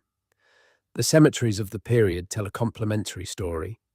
Roman burial customs in Britain were varied, including both cremation and inhumation, but they shared certain characteristics that reflected the Roman world from which they came, including the use of coffins in many cases, the inclusion of grave goods and offerings, the organization of burials outside the town boundaries in designated cemetery areas. As the Roman period ended and the post-Roman period began, burial customs began to change, and those changes reflect the broader cultural changes of the period. In some areas, the incoming Anglo-Saxon settlers introduced their own burial customs, including the furnished inhumation burials with grave goods that are such a rich source of archaeological evidence for the period. In other areas, particularly in the West, the British tradition of inhumation continued but gradually simplified, the elaborate grave goods of the Roman period disappearing in favor of more austere arrangements that may reflect the influence of Christianity, with its emphasis on the resurrection of the body rather than on the provision of goods for the afterlife. The cemeteries of the lost century are a microcosm of the broader transformation, places where the old world and the new world were literally laid side by side, where Roman and British and Germanic traditions were being negotiated in the most intimate of all human contexts. One of the striking things about the post-Roman cemeteries of Western Britain is the frequency with which they cluster around earlier, pre-Roman monuments. The great megaliths and earthworks and sacred sites of the prehistoric period, which had been present on the landscape throughout the Roman period, but which had, to some extent, been integrated into Roman religious and administrative frameworks, seem to have been reactivated as significant locations in the post-Roman period. Standing stones from the Bronze Age were reused as memorial stones in the 5th and 6th centuries, inscribed in Latin and Ogham with the names of the deceased. Ancient earthworks were reoccupied and refortified. Sacred springs associated with pre-Roman religious practice were the sites of continued veneration, now often under Christian rather than pagan auspices, the water goddess of the Romans becoming a saint's well, the holy spring of the Britons becoming a place of Christian pilgrimage. This reactivation of pre-Roman sacred sites is one of the most interesting aspects of the cultural landscape of the lost century. It suggests that the Britons of the post-Roman period were reaching back beyond the Roman layer of their history, re-engaging with traditions and associations that had been present in the landscape for centuries or millennia before Roman rule began. This was not necessarily a rejection of the Roman heritage, which was too deeply embedded to be simply abandoned, but rather an expansion of the cultural resources available to communities trying to make sense of a changed world. The sacred geography of Britain, the network of holy places and significant landscapes and places where the human and the divine had been understood to intersect, was being remapped in the post-Roman period, drawing on both Roman and pre-Roman associations and adding new ones created by the experiences of the 5th and 6th centuries themselves. The sacred springs of Britain are themselves a remarkable continuity. From the Bronze Age through the Roman period and into the medieval Christian tradition, and in some cases to the present day, certain springs have been venerated, have been understood as places of power and healing and connection with forces beyond the ordinary. Bath is only the most famous. There are hundreds of others across the island, many of them still known as holy wells or saints' wells, bearing the names of Celtic saints who were associated with them in the early medieval period, but whose holy wells often sit on sites of much older veneration. The continuity of sacred geography across the transformation of the lost century is one of the most striking examples of what endured. The people changed, the religious vocabulary changed, the institutional frameworks changed, but the sacred places remained, holding their significance across the centuries in a way that resisted every political transformation. The metalwork of the period is another area where the archaeology of the lost century has produced some remarkable things. The transition from Roman to post-Roman metalworking in Britain is visible in the surviving objects. A shift from the mass-produced, standardized objects of the Roman commercial metalworking industry to something more various and individualized, drawing on both Roman and British traditions, and in the East, increasingly, on Germanic forms as well. Among the most extraordinary objects from this period are the so-called hanging bowls, decorated bowls that appear in burial contexts of the 5th to 7th centuries across Britain, and that represent a distinctive artistic tradition, drawing on late Roman provincial craftsmanship and transforming it into something new. The enamel work on the escutcheons of the hanging bowls, the swirling abstract designs that fill the roundels of coloured glass and metalwork, is the beginning of what would eventually become the extraordinary insular art tradition of the Book of Kells and the Lindisfarne Gospels, the great illuminated manuscripts of the early medieval insular world.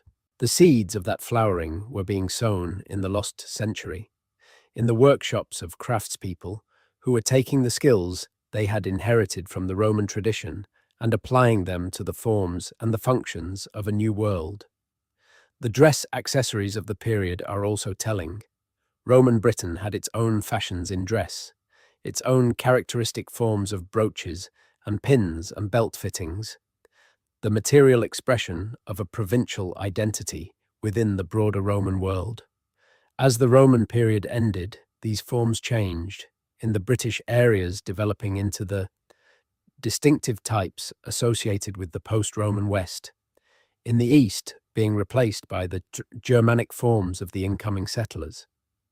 The brooches and belt fittings and other personal ornaments found in burial contexts of the 5th and 6th centuries are a kind of material autobiography of the transformation, the visible expression on the bodies of the dead of the cultural identities that were being formed and contested during the lost century.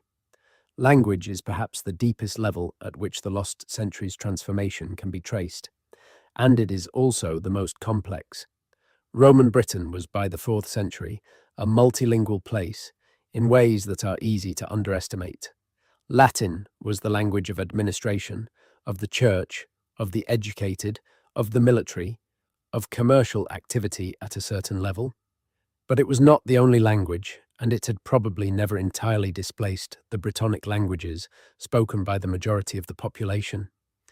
The degree to which Latin had become a vernacular, spoken in daily life by ordinary people, rather than used only for formal and administrative purposes, is a matter of debate. It is clear that Latin literacy was common enough to produce the graffiti and casual inscriptions that we find across the province. It is less clear whether this literacy reflected a genuinely bilingual population speaking Latin at home as well as in formal contexts, or whether it reflected a population that had learned to write in Latin for specific purposes while continuing to speak Brittonic in daily life. The evidence of loanwords in the Celtic languages is one of the ways this question can be approached. The Welsh language, which descends from the Brittonic spoken in Roman Britain, contains an enormous number of Latin loanwords. Words for concepts and objects that were introduced with Roman civilization and that the British adopted along with the things they named.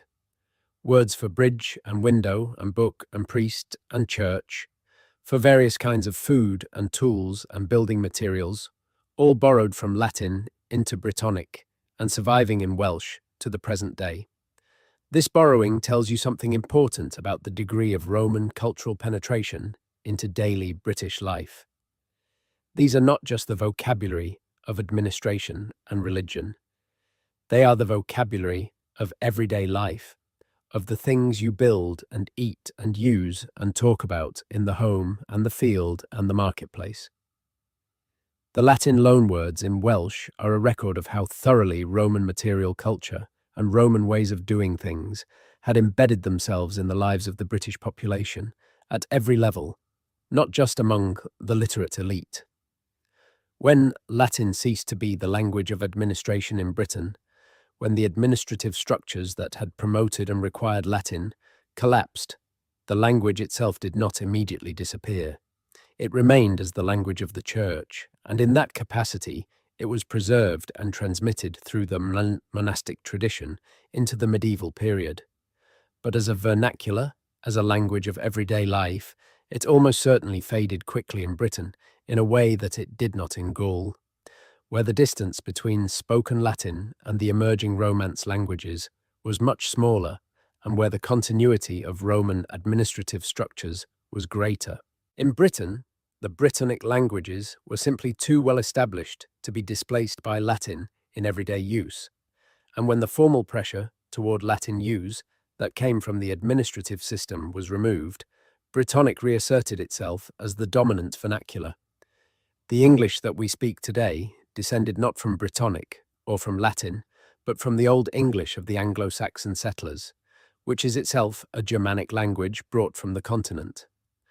The particular linguistic history of Britain, its abrupt shift from a Latin-influenced Brittonic environment to a Germanic one, is itself a testimony to the scale of the transformation of the lost century. The emergence of the English language is one of the most significant consequences of the lost century, and it happened in such a way that we cannot trace it in detail precisely because of the documentary silence of the period. Old English appears in written form only in the late 7th century, when the Anglo-Saxon kingdoms had developed literate administrations and when the Church had brought the skills of writing to the Germanic-speaking East. By that point, the language had already been developing for 2 or 3 centuries on British soil, absorbing very few British loanwords in the process, which is itself one of the puzzles of this period. If the incoming Germanic settlers were intermarrying with British populations, as the genetics seems to suggest, why did so little Brittonic vocabulary enter Old English? The borrowings are very few, mainly a handful of words related to landscape features, and this has led some scholars to argue that the cultural dominance of the Germanic settlers was so strong that the children of mixed marriages were growing up as English speakers rather than as Brittonic speakers, acculturating to the dominant culture of the incoming settlers rather than to the culture of the existing population. This would imply a degree of cultural prestige attaching to the incoming Germanic culture that allowed it to dominate even when its speakers were a demographic minority in some areas. The social dynamics that produced this outcome are entirely invisible in the historical record, but they must have been real, because the linguistic result is undeniable. Britain went from being a Brittonic-speaking island to an English-speaking one in the East, in what is the most rapid and thorough language shift in the recorded history of the British Isles. There is a final mystery that deserves attention before we begin to draw together the threads of this long exploration, and it is the mystery of what was actually happening intellectually in Britain during the lost century.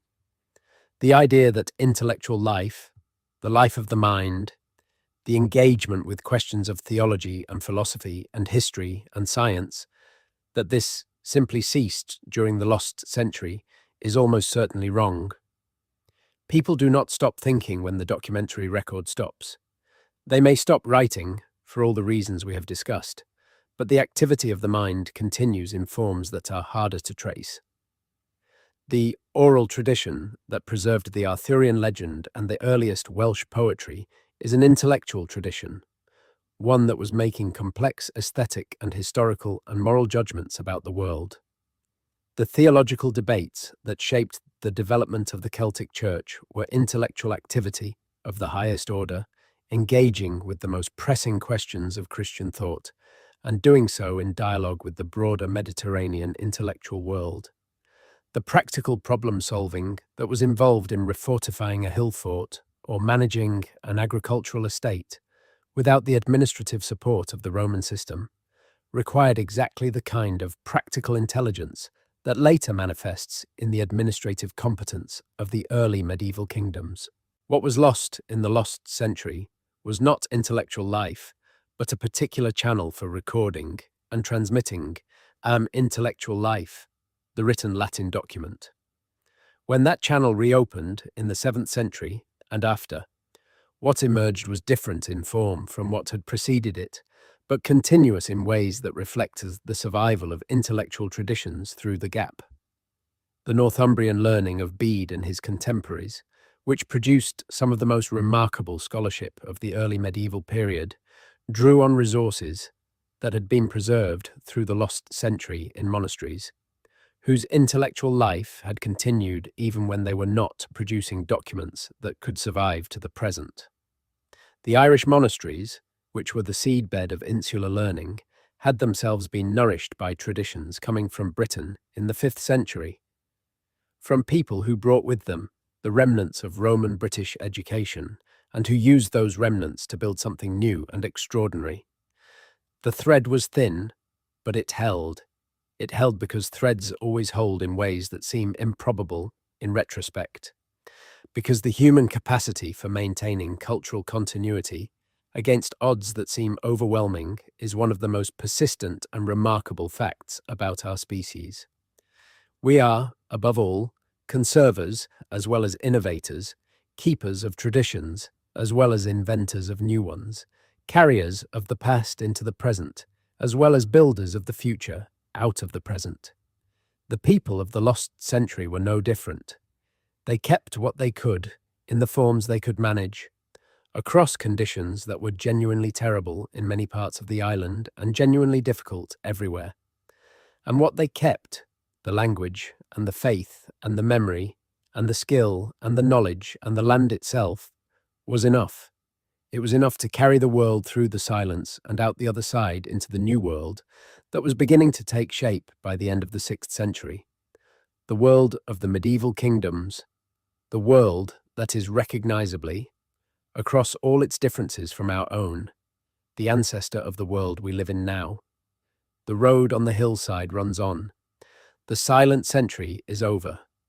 The story continues, as it always does, into whatever comes next. There is something that the coins can tell us that we have not yet fully considered, and it goes beyond the simple fact of supply stopping. The coins of Roman Britain are themselves a kind of text, a medium of communication, carrying messages from the imperial centre to every corner of the province. The images on Roman coins were not random or decorative. They were carefully chosen, deliberate statements of imperial ideology, portraits of the emperor and his family on the obverse, symbols of victory and prosperity and divine favour on the reverse. Every time a coin changed hands in Roman Britain, every time a merchant weighed out payment or a soldier received his wages or a taxpayer discharged his obligation to the state, this imagery was present, a constant, low-level communication from the emperor to his subjects, a reminder of who was in charge and what the empire stood for. When the supply of new coins stopped, this channel of communication closed. The old coins continued to circulate, but the faces on them were increasingly those of men who were long dead, relics of a world that was receding. The ideology they carried was becoming a memory rather than a living reality. And for people who could not read, for whom the textual inscriptions on the coins were meaningless, the familiar images of the emperor's head and the symbols of Roman power were perhaps the most regular encounter they had with the idea of Rome, with the visual language of the civilization they were part of.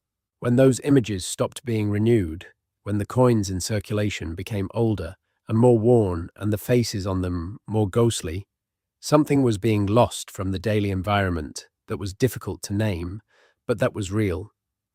There were people in late Roman Britain who thought deeply about what they owed to Rome and what Rome owed to them, who had formed their sense of identity around the complex negotiation between their British heritage and their Roman citizenship, who thought of themselves as both things at once, and who found that dual identity sustaining and coherent and meaningful, the class of people who were both Britons and Romans, who spoke Latin but also knew Brittonic, who worshipped in Christian churches that had absorbed elements of older British sacred traditions, who lived in Roman-style villas but maintained connections to the landscapes and the communities that their pre-Roman ancestors had inhabited. This class of people was the living embodiment of what Roman Britain had produced.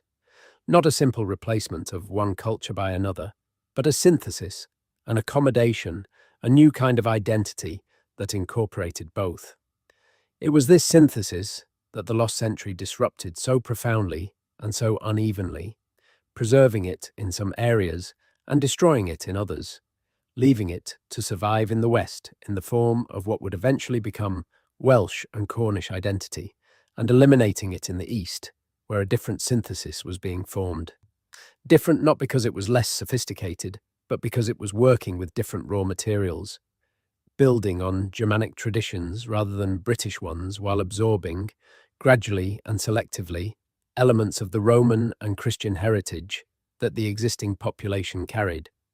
The question of how the people of this period understood their own identity, how they described themselves when asked who they were and where they came from, is one that cannot be answered with any precision, but that is worth raising. The categories we use retrospectively, Roman Britain, Anglo-Saxon, Pict, Scot, these are the categories of later historical scholarship. Some of them derived from what the people themselves used, and some of them imposed from outside and after the fact. The people actually living through the 5th century were probably not thinking in terms of these neat categories. They were thinking about their family, their community, their lord, their faith, their language, their land. Identity in pre-modern societies is generally more local and more layered than our retrospective categories suggest, and the period of rapid change of the lost century was one in which identity was particularly fluid, particularly available for renegotiation. A person living in the Thames Valley in 450 AD might have had a British-speaking mother and a Germanic-speaking father, or vice versa. Their grandparents might have included people from very different backgrounds. They might have worshipped in a Christian context, while also participating in practices that had pre-Christian roots. They might have spoken both languages, shifting between them depending on the context and the interlocutor. They might have thought of themselves as belonging to a particular community or a particular territory without having a strong ethnic identity in the sense that later periods would understand. They were, like all people, in all times, more complex than any simple label can capture, and the particular complexity of their moment in history added dimensions to that complexity that we can barely begin to reconstruct. The question of how the memory of Rome was maintained in this period is itself fascinating. By the late 5th century, for most people in Britain, the reality of Roman rule was already something their parents or grandparents had known, not something they had experienced themselves. Rome was becoming a memory, and memories transform as they are passed on, losing their specificity and gaining mythological weight. The roads were still Roman roads, but the people who built them were becoming legendary figures, their engineering transmuted into the work of giants or of the old people who had knowledge that had since been lost. The great buildings were still Roman buildings, but they were increasingly understood, not as the product of a recent civilization, but as the work of people from a different and more powerful age, ancestors who had possessed skills and resources that were no longer available. This mythologization of Rome, the process by which the recent past became the legendary past, was happening very quickly in Britain, much more quickly than in parts of the continent where Roman institutional continuity was greater and where the transformation was less abrupt. By the 7th century, when Bede was writing, Rome was both the origin of the mission that had converted the English and a distant, almost mythological entity, the source of civilization and Christianity, the seat of the Pope whose authority structured the church that Bede served. Bede knew perfectly well that Roman rule in Britain had ended. He described it in his history, but the Rome he was most interested in, the Rome that mattered most to him and to his readers, was not the administrative entity that had once governed his island, but the eternal city, the seat of Peter and his successors, the source of the authority that gave his church its legitimacy and his scholarship its framework. The historical Rome of the province and the theological Rome of the papacy were not the same thing, but in the mind of someone like Bede, they were deeply connected, and that connection gave the lost century its particular poignancy, a sense of something valuable and meaningful that had been taken away and that could only be imperfectly recovered through the different channels of the Church's authority and learning. The writing of history itself is one of the things that the lost century disrupted and that the subsequent period had to rebuild. The Roman tradition of historiography, of writing accounts of the past, organized around events and actors and causes, had been present in Britain through the literary culture of the educated class. When that class was disrupted, the tradition of historical writing was disrupted with it. What filled the gap was not nothing but something different, the oral tradition of praise poetry and genealogy and legend, which preserved memory in a different form and with different priorities.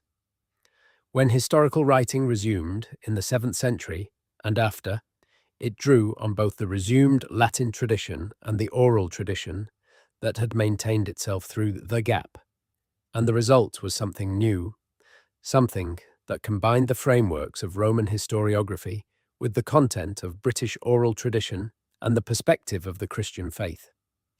Bede's Ecclesiastical History is the greatest product of this combination, a work that uses the forms of Roman historical writing to narrate a story that is fundamentally about the coming of Christianity to an island that had been through the transformation of the lost century and emerged, in Bede's own understanding, into a new age of Christian civilization. Gildas, writing a century before Bede, is a more direct product of the lost century's disruption. His Latin is good, but not polished by the standards of the best Roman writers. His historical knowledge of the Roman period is sketchy and sometimes inaccurate. His understanding of events closer to his own time is clearer, but still limited by the absence of written sources for the period he is describing. He is, in the most fundamental sense, a man reconstructing the past from what has survived the disruption, from the oral traditions of his community, and from whatever written sources he had access to in the monasteries of Western Britain, and that reconstruction inevitably bears the marks of what was lost and what was preserved. What Gildas could not find in written form, he had to reconstruct from memory and tradition, and those forms of transmission had their own characteristics, their own tendencies to simplify and to moralize and to organize the chaos of history into a narrative with a clear meaning. The particular narrative that Gildas chose, the Old Testament pattern of sin and punishment and the calling of a people back to righteousness, was not a lie.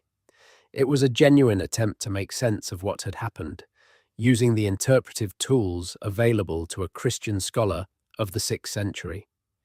But it was also a selection, a shaping, an imposition of meaning on events that were themselves far more complex and ambiguous than any single interpretive framework can capture. The fact that Gildas did not name Arthur is worth returning to one more time, because it is such a striking absence. If Arthur was a historical figure of the importance that later tradition ascribes to him, a war leader who coordinated British resistance across multiple kingdoms and who won the decisive victory of Baden Hill, then it is genuinely puzzling that Gildas, who is describing those same events, does not name him. The usual explanations, as we noted earlier, involve either denying Arthur's historicity entirely or positing specific reasons for Gildas's silence. But there is another possibility that is worth entertaining. The possibility that Arthur, or the figure who lies behind the Arthur legend, was not as singular or as famous in his own time as later tradition suggests.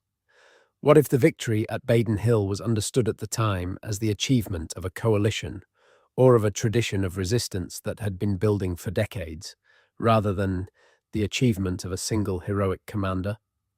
What if the focusing of that tradition onto a single figure, the creation of Arthur as the Arthur of legend, the king who held all of it together, was precisely the work of the oral tradition in the generations after Baden, a process of mythological simplification and heroization that is entirely natural and that we can see happening in other contexts. This is speculative, but it is not implausible. The oral tradition tends to simplify complex events around individual heroes, to concentrate the significance of a movement or a moment in a single figure who can serve as the vessel for collective memory. The stories of the resistance to the Saxon advance would have been kept alive by the bards of the Western British kingdoms, and those bards would have needed heroes, would have needed figures whose names and deeds could anchor the tradition and give it focus. Whether the figure who eventually came to bear the name Arthur was a single historical person or was a composite, a name that came to attract to itself the memories and traditions associated with multiple actual leaders of the resistance, may be a question that simply cannot be answered with the evidence available. What we can say is that the tradition itself, the tradition of the war leader who held Britain together in its darkest hour, is real, is rooted in the actual experience of the 5th century, and is one of the most significant cultural products of the lost century, even if we cannot say, with precision, what historical reality lies at its root. The Arthurian legend eventually left Britain, in a sense, and became something that belonged to all of Europe and eventually to the world. The medieval romances of France and Germany and Spain elaborated the basic British tradition beyond all recognition, adding the Round Table and Guinevere and Lancelot and the Holy Grail and the chivalric code and all the apparatus of medieval courtly romance. What they preserved from the British original was the name, the general setting of post-Roman Britain, the figure of the king as the embodiment of a just and harmonious social order, and the poignant ending, the king who fails, the kingdom that falls, the promise of return.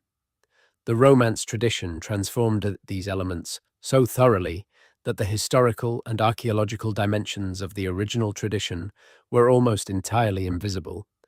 But they were still there, still shaping the story, even in its most elaborated forms, still making Arthur something different from the purely invented heroes of other literary traditions. Because Arthur has a historical context, has a specific moment in time and place behind him, however obscured that moment has become.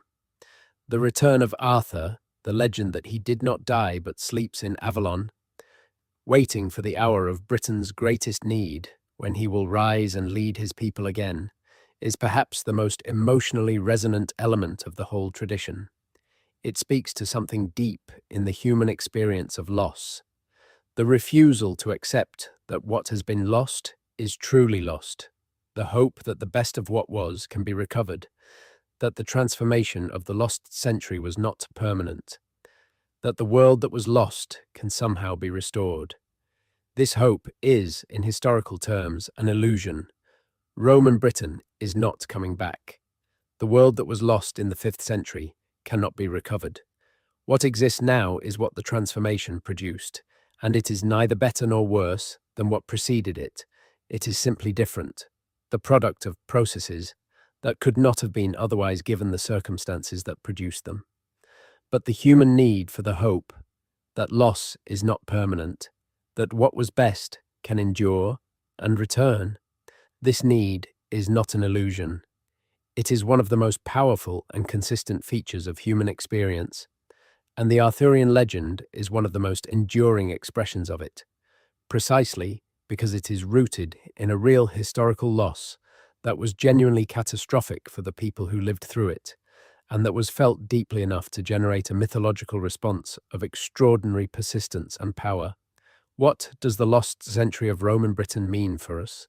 Sitting here in the present, in whatever corner of the world we occupy, attending to this story of an island's transformation 15 centuries ago. It means, first of all, that civilizations are more fragile than they appear from inside them. The people of Roman Britain did not think they were living in the last years of a civilization.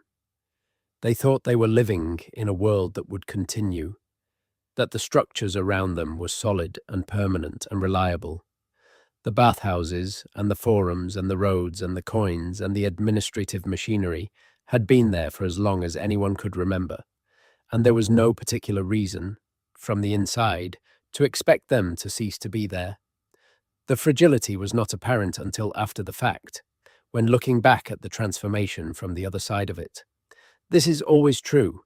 It was true of Rome, and it is true of every civilization that has come since. And it is a fact that deserves to be held in mind as we consider our own world and its apparent solidity. It means, second, that transformation is not simply loss. The lost century was genuinely catastrophic in many ways. People suffered, communities were destroyed, knowledge was lost, languages were eliminated. The accumulated wealth, both material and cultural, of 3.5 centuries of Roman provincial life was largely dissipated. These were real losses, and they should not be minimized.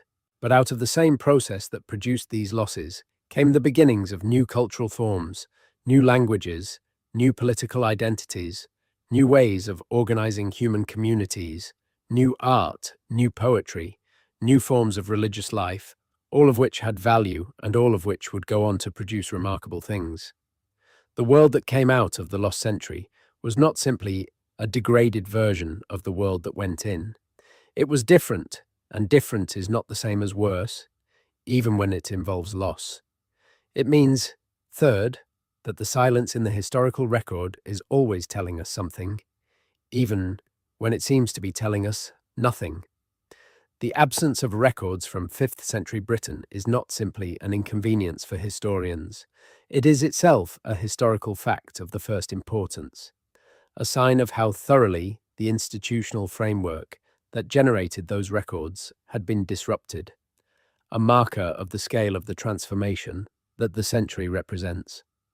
Learning to read the silence, to understand what it is saying and why it exists, is part of the historian's art, part of the effort to understand not just what the past recorded, but what it could not or did not record. And it means, finally, that the past is never entirely past. The world of the lost century is still present in the landscapes of the British Isles, in the languages that survive and the languages that are gone, in the genetic makeup of the populations, in the names on the map, in the legends and the literature and the history that came after it and that could not have been what it was without it. The Roman road that inspired this journey through the lost century is still there, still connecting the landscape in the way it was built to connect it, still carrying people and ideas from one place to another, as it has been doing for 1,500 years or more. The silence of the 5th century was temporary. The road has been there all along. There is a particular quality to the kind of mystery that the lost century represents, different from the mystery of an unsolved crime or an unexplained and natural phenomenon. Those mysteries have answers. Somewhere, the facts exist that would resolve them, if only we could find them. The lost century is not quite that kind of mystery. It is more like the mystery of a conversation that happened in a room you can no longer enter, a conversation you know took place, that you can infer something about from what the people who had it went on to do afterward, but that you cannot hear directly. The conversation is gone. The record of it was never made, or was made in forms that did not survive. What remains is the world that the conversation produced, the decisions that were taken, and the paths that were chosen, and the things that were said and done in that room that shaped everything that came after. You can reason backward from the consequences. You can make educated inferences about what must have been said, but you cannot hear the voices. That is the particular quality of the lost century's mystery, and it is one that the most sophisticated archaeological and genetic and linguistic research in the world will never entirely resolve, because the voices are gone, and no amount of scientific technique will bring them back. This does not mean the mystery is without value. Quite the contrary. The particular quality of the mystery is part of what gives the period its remarkable capacity to engage the imagination and to generate the kind of creative response that it has generated across 15 centuries. The Arthurian legend is the most spectacular example of this creative response, but it is not the only one. The lost century has been the occasion for scholarship of the highest order, for poetry and fiction and film, for the patient work of the archaeologist digging in the dark earth, for the linguist tracing the paths of ancient words through the centuries, for the geneticist reading the stories written in the bodies of people who died 1500 years ago. All of this creative and scholarly energy has been summoned by the silence, by the gap, by the mystery of what happened in the century that left no records. There is something deeply human about this response, the refusal to let the silence be simply silence, the insistence on asking the question even when the answer may not be available, the commitment to the work of understanding even in the face of irreducible uncertainty. The archaeologists who excavate the dark earth layer in the ruins of Roman London are doing something that is genuinely heroic in its patient attention to material that resists their efforts to understand it. They are sieving soil and examining pollen samples and analyzing isotopes and running statistical models and writing careful, hedged, provisional accounts of what they think they are seeing, knowing that what they are seeing may be wrong, knowing that future archaeologists with better techniques and better questions will revise their conclusions, but doing it anyway because the work of understanding is worth doing, even when it is incomplete. This is science in its best form, not the triumphant announcement of definitive answers, but the careful, honest, iterative work of approaching the truth in the knowledge that the truth may be more complex than any current model can capture.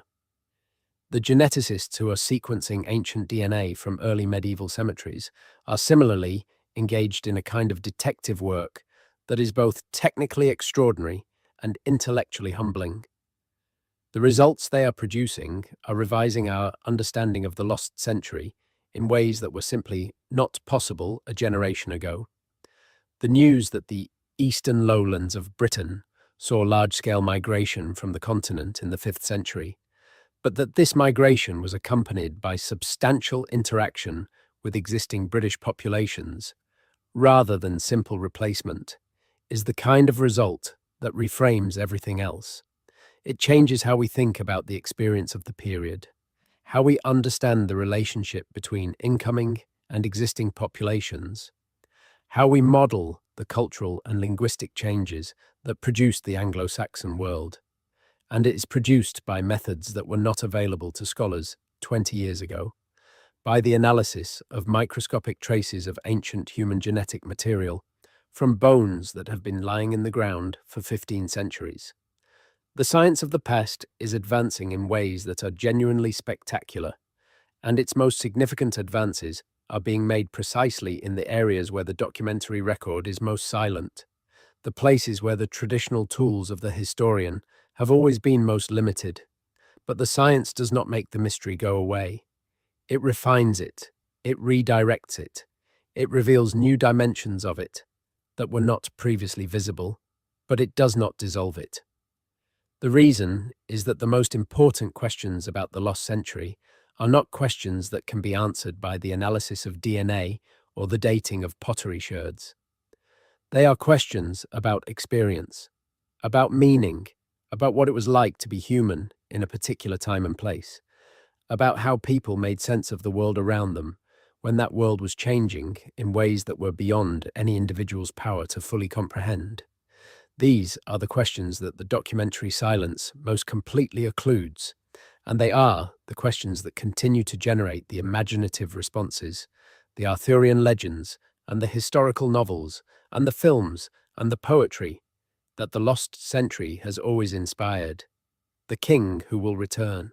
It is worth sitting with this idea for a moment, because it is one of the most persistent and widely distributed legends in all of British folklore, and its connection to the lost century is deep and specific. The idea that a great leader sleeps beneath a hill, or beneath the waters of a lake, or in some enchanted place outside the normal flow of time, waiting for the moment of his people's greatest need, when he will wake and lead them again. This idea appears in many cultures and in many times, but in Britain it has attached itself specifically to Arthur, and through Arthur to the 5th century, to the moment when the Roman world ended and the lost century began, and something precious was lost that has never quite been recovered. The Sleeping King is a dream of recovery, a refusal to accept that what was lost in the 5th century is permanently lost, a hope that somewhere, somehow, the best of what Roman Britain was and what the British resistance represented is preserved and waiting to be reclaimed. The dream is not, in any literal sense, true. Arthur is not sleeping under a hill. The Roman world is not preserved, somewhere waiting to be restored. But the need that the dream expresses is real. The need to believe that what is genuinely valuable does not simply disappear when the circumstances that sustained it change, that there is something about the best of human achievement that is more durable than the institutions that produced it, that the road through the valley will still be there even when the empire that built it has crumbled. This is not a historical claim. It is something more like a moral claim, a statement about what we owe to the past and what the past owes to us, about the relationship between what was and what is and what might yet be. The people who first told the stories that became the Arthurian legend were not simply making up entertaining fiction. They were doing something that human beings in all cultures have always done, using the resources of storytelling to process the experience of loss and to maintain hope in the face of catastrophe. The catastrophe of the 5th century, the end of Roman Britain, the loss of the literate culture and the institutional framework and the material prosperity that Roman rule had made possible. This was real, was felt by real people in the most immediate and practical ways. The stories that grew up around it, the stories of the great king and his knights, and the kingdom that fell and the promise of return, these were responses to that reality, attempts to make sense of it, to find in it a shape and a meaning that could sustain the communities that had survived the catastrophe. We are the inheritors of that long response, of 15 centuries of engaging with the mystery of the lost century and the legends it generated. The scholarship that has accumulated around this period, the archaeology and the genetics and the linguistic analysis and the close reading of the surviving texts, all of it is part of the same impulse, the desire to understand, to make sense, to find in the silence something that speaks. And what it finds, again and again, is not the clean narrative of invasion and replacement and the triumph of one culture over another, but something more complex and more human, a story of transformation in which nothing is simply lost and nothing is simply preserved, in which the new grows from the ruins of the old in ways that neither the survivors of the catastrophe nor the scholars of the future can fully predict or fully explain. The road through the valley runs on. The century of silence is done, but the mystery it left behind, the mystery of what happened in those 100 years when the records went dark and the world changed and the island of Britain became something different from what it had been, that mystery endures, and enduring, it continues to call forth the imagination and the scholarship and the storytelling that it has always generated, the long human conversation about what was lost and what survived, and what it might mean that the story of the lost century is, in some essential way, our own story too. We live in the world that the lost century made. We speak the languages that emerged from its transformations. We inhabit the landscapes that it reshaped. We carry, in our genes and our culture and our literature and our politics and our sense of who we are and where we come from, the long shadow of that 100 years of silence. It is not lost, not really. It is there in everything the silence made. What stands between the silence and the understanding is always the imagination, disciplined and chastened by evidence, but ultimately relying on the human capacity to inhabit the past imaginatively, to feel one's way into conditions and experiences that no longer exist and can no longer be directly accessed. The historian who reads Gilders is not simply extracting facts. They are encountering a voice, a personality, a particular consciousness shaped by particular experiences, and they are trying to understand that voice in the context of the world that produced it, a world they can only partially reconstruct, but that was as real and as vivid to the people who lived in it as our world is to us. The archaeologist who kneels in a trench and brushes soil away from a fragment of 5th century pottery is touching something that a real person made or used or discarded. And in that moment of contact, there is something more than data extraction happening. There is an act of recognition, a reaching across time, a refusal to let the people of the past be simply objects of study rather than human beings whose lives mattered and whose experiences deserve to be attended to as carefully as our techniques and imaginations allow. The dark earth is there, the coins are gone, the voices are silent, but the road runs on, and somewhere along it, in the direction it points, the lost century is waiting to yield a little more of what it knows, one careful excavation at a time, one sequenced genome at a time, one word traced back through the centuries to its origin at a time. The work continues. The mystery endures. The story goes on.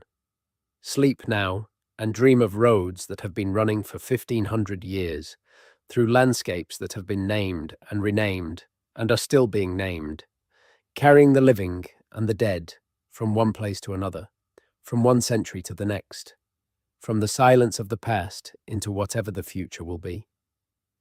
The generation that lived through the final years of Roman Britain, the people who were young adults in 410, when the letter came from Honorius, telling them to look to their own defense, this generation was in a particular and impossible position. They had been educated, those of them who had received an education, in the Roman tradition. They had been trained to think of themselves as part of something vast and permanent, an empire that had existed before their grandparents were born and that would presumably continue after their grandchildren were dead. The psychological adjustment required to reorient themselves in a world where that vast and permanent thing was suddenly revealed to be neither vast nor permanent, where the certainties of their education were becoming the ruins of their daily experience. This adjustment must have been profound and painful and impossible to fully complete in a single lifetime. What they passed on to their children was not the adjustment achieved, but the adjustment in progress. A world still trying to understand what it had become, still measuring itself against what it had been, still using the vocabulary and the concepts of a system that was ceasing to exist, even as the words were being spoken.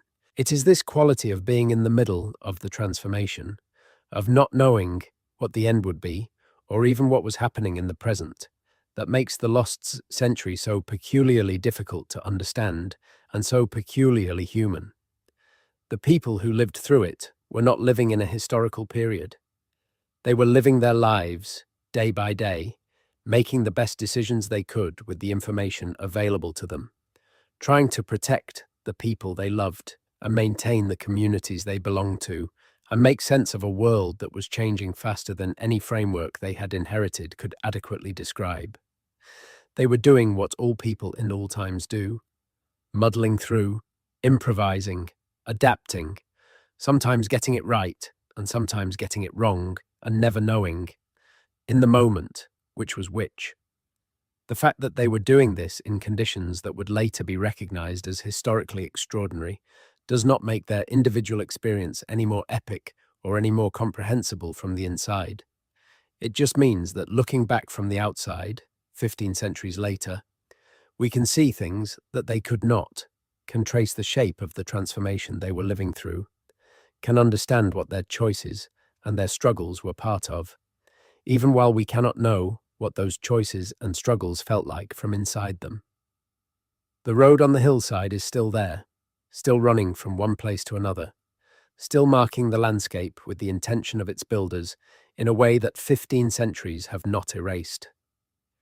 Stand on it on a quiet morning before the traffic begins, before the world has fully woken to its modern business, and there is something in the quality of the silence that suggests the other silences, the older ones, the silence of the lost century that has been our subject tonight. The road connects that silence to this moment. It connects the people who built it, and the people who abandoned it, and the people who forgot what it was, and the people who rediscovered it, and the people who study it now to each other and to you.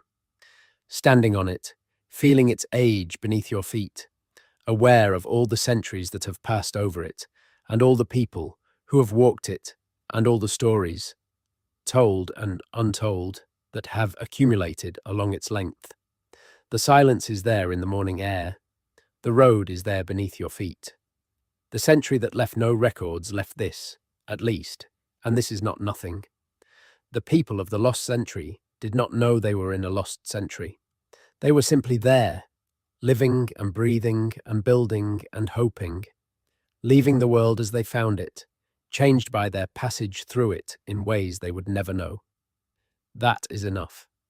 That has always been enough. The road runs on, the silence is broken. Rest well. The century that left no written voices left us everything else and everything else.